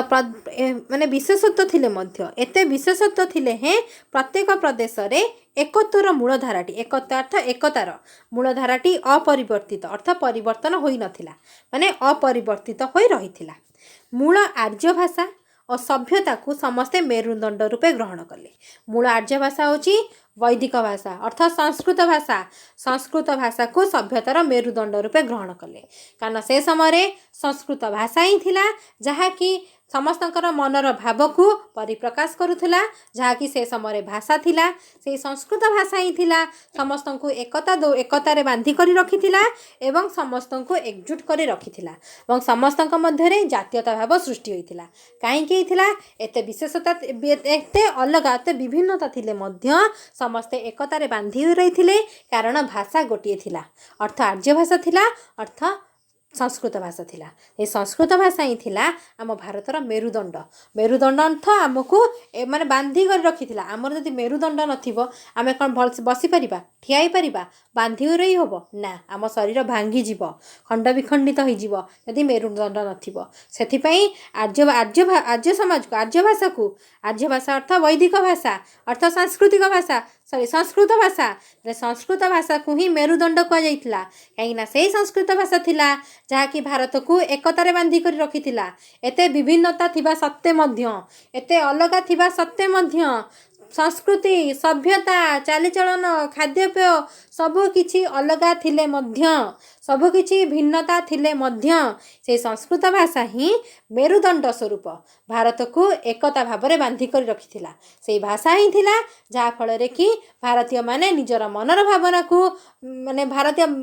ମାନେ ନିଜ ନିଜ ଭିତରେ ରାଜ୍ୟ ରାଜ୍ୟ ଭିତରେ ସେମାନେ କହିପାରୁଥିଲେ ଏବଂ ତାଙ୍କ ମନର ଭାବନାକୁ ସେମାନେ ବୁଝିପାରୁଥିଲେ। ସେଥିପାଇଁ ତାଙ୍କର ଜାତୀୟତା ଭାବ ସୃଷ୍ଟି ହେଇଥିଲା। ସମସ୍ତେ ଗୋଟିଏ ମଣିଷ, ଗୋଟିଏ ଜାତିର ମଣିଷ, ସମସ୍ତେ ଭାରତୀୟ, ଭାରତ ମାତାର ସନ୍ତାନ। ସେମାନଙ୍କର ଜାତି ଜାତି ମଧ୍ୟରେ ଭଲ ପାଇବା ଥିଲା, ଭାତୃତ୍ୱ ଭାବ ଥିଲା, ସ୍ନେହ ଥିଲା, ଶ୍ରଦ୍ଧା ଥିଲା, ବିଭିନ୍ନତା ମଧ୍ୟରେ ଏକତା ଭାବ ଥିଲା। ତ ଆର୍ଯ୍ୟ ଋଷିମାନେ ବୁଝାଇଥିଲେ ଯେ ଭାବ ଆଉ ଭାଷାର ଗୁରୁତ୍ୱ କଥା ଆର୍ଯ୍ୟ ଋଷିମାନେ ବୁଝେଇଥିଲେ। ଭାଷା ଥିବା ଦ୍ୱାରା ଆମର ଭାବନାକୁ ଆମେ କହିପାରିଲେ, ଯାହାଫଳରେ କି ଆମ ଜାତୀୟତା ଭାବ ବଢ଼ିଲା, ଆମ ଭିତରେ ଭାତୃତ୍ୱ ଭାବ ବଢ଼ିଲା, ସ୍ନେହ ଶ୍ରଦ୍ଧା ବଢ଼ିଲା, ଏକତାରେ ଆମେ ସମସ୍ତେ ବାନ୍ଧି ହୋଇ ରହିଲେ। ଏକଥା ଆର୍ଯ୍ୟ ଋଷିମାନେ ଭଲ ଭାବରେ ଜାଣିଥିଲେ। ସେଥିପାଇଁ ସେମାନେ ବୁଝାଇ ଦେଇଥିଲେ ଭାବ ଭାଷାର ଗୁରୁତ୍ୱ କେତେ ଅଧିକ। ଭାଷା ଥିଲେ ଆମେ ଭାବକୁ କହିପାରିବା, ଭାବକୁ ବୁଝାଇ ପାରିବା, ଆଉ ଭାବ ଥିଲେ ଏକତା ରହିବ। ଏକଥା ଆର୍ଯ୍ୟ ଋଷିମାନେ କହିଥିଲେ। ପାଶ୍ଚାତ୍ୟ ରାଷ୍ଟ୍ର ଓ ଭାରତର ବୈଦିକ ଯୁଗର ଦୃଷ୍ଟାନ୍ତ ଦେବାବେଳେ ଅର୍ଥ କହିଲା ବେଳେ ଯେତେବେଳେ ପାଶ୍ଚାତ୍ୟ ରାଷ୍ଟ୍ର ଅର୍ଥ ଆମ ଯେଉଁ ମାନେ ପାଶ୍ଚାତ୍ୟ ଦେଶ ଅଛି ସେଇ ଦେଶ କଥା ଏବଂ ଭାରତର ଯେଉଁ ବୈଦିକ ଯୁଗ କଥା କହିଲା ବେଳେ ପ୍ରାବନ୍ଧିକ ଅର୍ଥ ଉତ୍କଳମଣି ଗୋପବନ୍ଧୁ ଦାସ ସେ ଓଡ଼ିଶାର ପ୍ରଦେଶ ଅର୍ଥ ରାଜ୍ୟର ପରିସ୍ଥିତିକୁ ବର୍ଣ୍ଣନା କରିଛନ୍ତି। ବର୍ତ୍ତମାନ ଗମନାଗମନର ସୁବିଧା ହୋଇଛି। ବିଭିନ୍ନ କାର୍ଯ୍ୟ ଉପଲକ୍ଷେ ଗୋଟିଏ ପ୍ରଦେଶର ଲୋକ ଅନ୍ୟ ପ୍ରଦେଶରେ ବସବାସ କରୁଛନ୍ତି। ଅର୍ଥ ମାନେ ବିଭିନ୍ନ କାର୍ଯ୍ୟ ପାଇଁ ଭିନ୍ନ କାର୍ଯ୍ୟ ପାଇଁ ଗୋଟେ ପ୍ରଦେଶର ଅର୍ଥ ଗୋଟେ ରାଜ୍ୟର ଲୋକମାନେ ଅନ୍ୟ ରାଜ୍ୟରେ ବସବାସ କରୁଛନ୍ତି। ତେଣୁ ବହୁ ଭାଷାଭାଷୀ ଆଉ ସମ୍ପ୍ରଦାୟର ଲୋକ ମଧ୍ୟ ଗୋଟିଏ ସ୍ଥାନରେ ରହୁଛନ୍ତି। ତ ଏମାନେ ଆସିବା ସମୟରେ ନିଜ ନିଜର ଭାଷା ଆଚାର ତାଙ୍କ ସଂସ୍କୃତିକୁ ସାଙ୍ଗରେ ଧରି ଆସୁଛନ୍ତି। ଆଉ ଯେଉଁ ସ୍ଥାନରେ ରହୁଛନ୍ତି ସେଠାକାର ଭାଷା ଓ ସଂସ୍କୃତିକୁ ସହଜରେ ଗ୍ରହଣ କରୁନାହାନ୍ତି। ଏହାଦ୍ୱାରା ଗୋଟିଏ ପ୍ରଦେଶରେ ଏକତା ଆସିପାରୁନାହିଁ। ତ ଏଠି ଦେଖ, ଏଠି ପ୍ରାବନ୍ଧିକ କହିଲେ ଅର୍ଥ ଗୋପବନ୍ଧୁ ଦାସ କହିଲେ ଯେ ଆମେମାନେ କ'ଣ କରୁଛନ୍ତି, ଆମେମାନେ ଗୋଟେ ରାଜ୍ୟରେ ଯାଇ ଅନ୍ୟ ରାଜ୍ୟରେ ରହୁଛନ୍ତି। ତ ଯେତେବେଳେ ଆମେ ଅନ୍ୟ ରାଜ୍ୟରେ ରହୁଛନ୍ତି ତାହେଲେ ଆମର ଯେଉଁ ଭାଷା ଅଛି, ଆମର ଯେଉଁ ଆଚାର ଅଛି, ଆମର ଯେଉଁ ସଂସ୍କୃତି ଅଛି ଆମେ ସାଙ୍ଗରେ ନେଇ ଆସୁଛନ୍ତି। ତା ଆସିକିନା କ'ଣ କରୁଛନ୍ତି ନା ସେହି ରାଜ୍ୟରେ ରହୁଛନ୍ତି କିନ୍ତୁ ସେଠାକାର ଭାଷା ଆଉ ସଂସ୍କୃତିକୁ ସହଜରେ ଗ୍ରହଣ କରୁନାହାନ୍ତି। କେବଳ ଆମ ଭାଷା, ଆମ ପର୍ବପର୍ବାଣି, ଆମ ଚାଲିଚଳନ, ଆମର ସଂସ୍କୃତି, ଆମର ସଭ୍ୟତା ଏତିକି ଆମ ପାଇଁ ଯଥେଷ୍ଟ। ତାଙ୍କର ସଭ୍ୟତା, ତାଙ୍କ ସଂସ୍କୃତି, ତାଙ୍କ ରାଜ୍ୟରେ କ'ଣ ହେଲା ସେ କଥା ଆମର କୌଣସି ଜାୟଜ ନାହିଁ। ଏକଥା ଆମ ଏଇଭଳି ଚିନ୍ତାଧାରା ଆମର ରହିଥିବାରୁ ଆମର କ'ଣ ହେଉଛି ନା ଏକତା ଆସିପାରୁନାହିଁ। ତ ଯଦି ଆମେ ଯେଉଁ ଦେଶରେ ଯେଉଁ ରାଜ୍ୟରେ ରହିଲେ ସେଇ ରାଜ୍ୟର ଚାଲିଚଳନ, ସଭ୍ୟତା, ସଂସ୍କୃତି ଯଦି ଆପଣେଇବା ତାହେଲେ କ'ଣ ହେବ, ଆମର ଏକତା ଆସିବ। ସେମାନଙ୍କ ଚାଲିଚଳନ, ସଭ୍ୟତା, ସଂସ୍କୃତିକୁ ଆପଣେଇଲେ ସେମାନେ ମଧ୍ୟ ଆମର ସଭ୍ୟତା, ସଂସ୍କୃତି, ଭାଷାକୁ ଆପଣେଇବେ। ଯାହାଫଳରେ କି ଏକତା ବଢ଼ିବ, ଜାତୀୟତା ଭାବ ବଢ଼ିବ ଏବଂ ଆମର ଭାବର ଆଦାନ ପ୍ରଦାନ ବଢ଼ିବ। ଯାହାଫଳରେ କି ସମସ୍ତେ ଏକଜୁଟ ହୋଇ ରହିବା ଏବଂ ସମସ୍ତେ ଗୋଟିଏ ଜାତିର ମଣିଷ ବୋଲି କହିପାରିବା। ଆମେ ଶେଷରେ କ'ଣ ଗୋଟିଏ ଜାତିର ମଣିଷ ନା ନାହିଁ? ଆମେ ତ ମଣିଷ ନା ନାହିଁ? ଆମର ରାଜ୍ୟ ଅଲଗା ହେଇଥାଇପାରେ, ଆମର ଭାଷା ଅଲଗା ହେଇଥାଇପାରେ, କିନ୍ତୁ ସର୍ବଶେଷରେ ଆମେ ଗୋଟିଏ ହିଁ ମଣିଷ। ଆମ ଦେହରେ ଯେଉଁ ରକ୍ତ ପ୍ରବାହିତ ହେଉଛି ଅନ୍ୟ ରାଜ୍ୟକୁ ଗଲେ ସେଇ ଲୋକ ଦେହରେ ମଧ୍ୟ ସେଇ ରକ୍ତ ପ୍ରବାହିତ ହେଉଛି। ଆମ ରକ୍ତ ଲାଲ ହେଲେ ତା ରକ୍ତ କ'ଣ ନୀଳ କି? ତାଙ୍କ ରକ୍ତ ନୀଳ କି? ସେମିତି ନୁହେଁ। ତେଣୁ ଆମକୁ ତାଙ୍କ ରାଜ୍ୟର ଭାଷା ଚାଲିଚଳନକୁ ଆପଣେଇବା ପାଇଁ ପଡ଼ିବ ଯଦି ଆମକୁ ଏକତା ଆଣିବା ପାଇଁ ଅଛି। ତେଣୁ ଆମେ ଯଦି ସେଇ ରାଜ୍ୟର ଯଦି ଭାଷା, ଚାଲିଚଳନ, ସଭ୍ୟତା, ସଂସ୍କୃତିକୁ ଆପଣେଇବା ତାହେଲେ ଆମ ରାଜ୍ୟ ମଧ୍ୟରେ ଏକତା ହେବ। ରାଜ୍ୟ ମଧ୍ୟରେ ଏକତା ବଢ଼ିଲେ ଆଉ ବେଶୀ ଦୂର ନୁହେଁ, ଆମ ମାନେ ଭାରତରେ ଏକତା ପ୍ରତିଷ୍ଠିତ ହେବ, ଅର୍ଥ ଜାତୀୟତା ଭାବ ସୃଷ୍ଟି ହେବ। ତେଣୁ ଜାତୀୟତା ଭାବ ସୃଷ୍ଟି ହେବା ପାଇଁ ଆଉ ବେଶୀ ଡେରି ଲାଗିବ ନାହିଁ। ତେଣୁ ଏହାଦ୍ୱାରା କବି କହିଛନ୍ତି ଯେତେବେଳେ ଆମେ ଅନ୍ୟ ରାଜ୍ୟର ଭାଷା, ସଂସ୍କୃତିକୁ ସହଜରେ ଗ୍ରହଣ କରୁନାହାନ୍ତି, ଏହାଦ୍ୱାରା ଗୋଟେ ପ୍ରଦେଶରେ ଏକତା ଆସିପାରୁନାହିଁ। ଆଉ ପ୍ରଦେଶରେ ଏକତା ନଥିବାରୁ ମହାଭାରତୀୟ ଜାତୀୟତା ଏକା ବଳକରେ ଅସମ୍ଭବ ବୋଲି ସମସ୍ତେ ଆଶଙ୍କା କରୁଛନ୍ତି। ତ ସେମାନେ कहउछंती जदि आमर राज्य राज्य मध्य एकता होउनी प्रदेश अर्थ राज्य राज्य राज्य मध्य एकता होउनी ताले आम भारतर अर्थ महाभारतीय जातीयता एका बेलकरे केमती आसीबो जदि गोटे राज्य राज्य रे एकता थिले सिना आम देश भितर एकता आसीबो राज्य रे ही एकता नाही ताले देश रे किपरि एकता आसीबो तो सेथि पई ता असंभव बोली समस्ते आशंका करूछंती तो एथि पई प्राबंधिक कहिसंती जदि प्रत्येक व्यक्ति निजर स्वार्थ प्रति ध्यान देबे ताले भारत रे जातीयता संपूर्ण लोप पाई जिवो जदि समस्ते निज निज स्वार्थ देखिबे जदि समस्ते निज निज राज्य कथा बुझिबे निज कथा बुझिबे मु ओडिसा रु आसी मु ओडिसा कथा बुझिबी मु काई के आउ को राज्य कथा बुझिबी जदि एपरि भाबरे निजर स्वार्थ कथा रे लिप्त रहि जिबे ताहाले कोन हे जिवो ताहाले जातीयता भाव सृष्टि हबो नाही ताहाले जातीयता संपूर्ण भाबरे लोप होई जिवो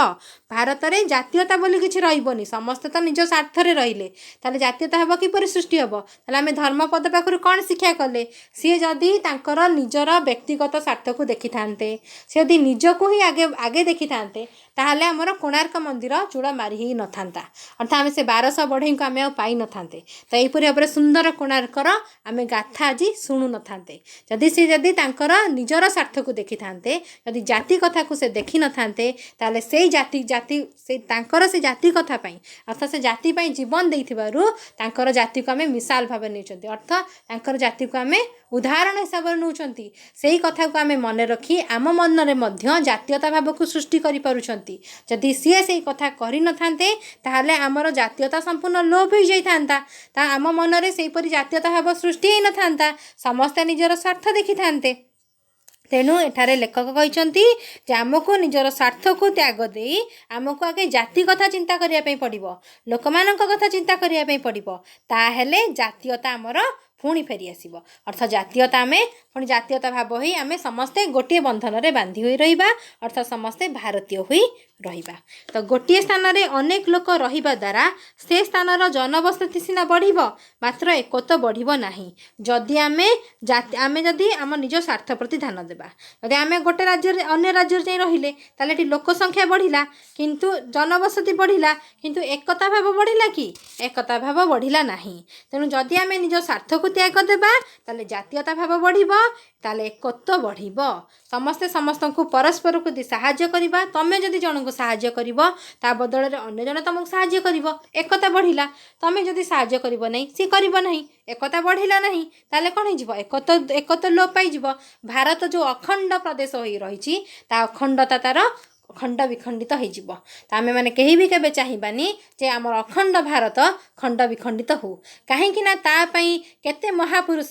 केते आमर राजा महाराजा एवं वीर पुरुष माने तापाई त्याग देइचंती बलिदान देइचंती ता सब व्यर्थ हो जिवो आम भारत को अखंडता करिबा पई आम भारत को एकजुट करिबा पई से माने तांको जीवन में जेउ सब बलिदान देइचंती तांको आमे धरि रखिबा आवश्यक अर्थात आमे भी सेही परि भाबरे आम मनरे जातीयता भाव आनिबा आमे स्वार्थ को त्याग करी आमे समस्तक प्रति एकता भाव आनिबा समस्तक नहीं चलिबा ताहेले आमर भारत गोटे भारत बनिबो अर्थ अखंड रहिबो ता खंड विखंडित हब नाही तो भारतीय मानक मनरे एकता रक्षा पई जातीयता भाव सृष्टि पई प्राबंधिक भाषा उपरे गुरुत्व दैचंती तो भाषा ही एकमात्र माध्यम जहा फल रे कि आमर एकता बढ़ी परिबो अर्थ जातीयता भाव बढ़ी परिबो तो तांको मतरे गोटे प्रदेश रे वास करुथबा लोक माने किंबा गोटे प्रदेश रे अर्थ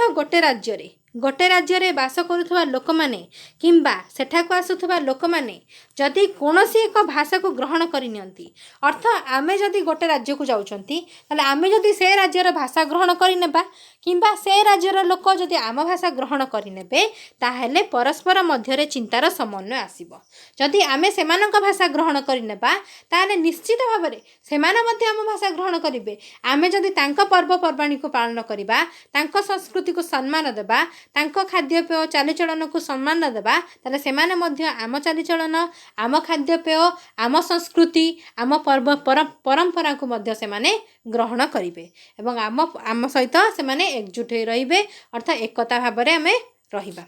तो ताले परस्पर मध्य चिंतार समन्वय आसीबो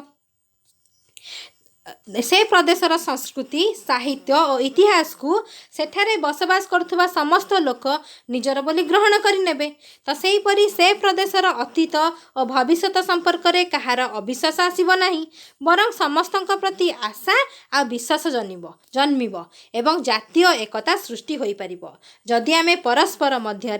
कौन करवा एकता भाव रहिबा, अर्थ परस्पर संस्कृति साहित्य इतिहास को ग्रहण करनेबा, ताहले सही प्रदेश रे अर्थ सही राज्य रे अतीत और भविष्य संपर्क में कहार अविश्वास हेनी। अर्थ समस्ते जानवे जे ए राज्य रे ए लोक मैंने रही अर्थ ए राज्य रे आम जातीयता भाव अच्छी, ए राज्य रे एकता अच्छी, तेणु कौन हम समस्तंकर मन रे आशा आसब, विश्वास जन्म एवं जातीयता एकता सृष्टि हम, जहाँ फल कि आमर समस्ते गोटे जातिर मनीष बोली आम कहवा एवं आम मान मन में कौन हम आम मैंने समस्ते भारतीय एवं यही भारत मातार संतान। तो आम मान मध्य जाति जाति प्रति भल पाइबा, भातृत्व भाव स्नेह श्रद्धा विभिन्नता भितर एकता बंधन रे आम बांधी होई रहिबा, कहापाई केवल ये भाषापाई एवं सेमानंक सहित मिलमिशि रहिबा द्वारा एवं जो आम जो प्रदेश को जाउछंती सेही प्रदेशर संस्कृति साहित्य सभ्यता को आम आपणेबा द्वारा आम एकता बंधन रे बांधी रहिबा, आमर जातीयता भाव बढ़िबो। तो यह थिला आमर भाषा और जातीयतार अभ्यासर प्रश्न उत्तर। या परवर्ती वीडियो रे आम अन्य एक विषय आलोचना करिबा।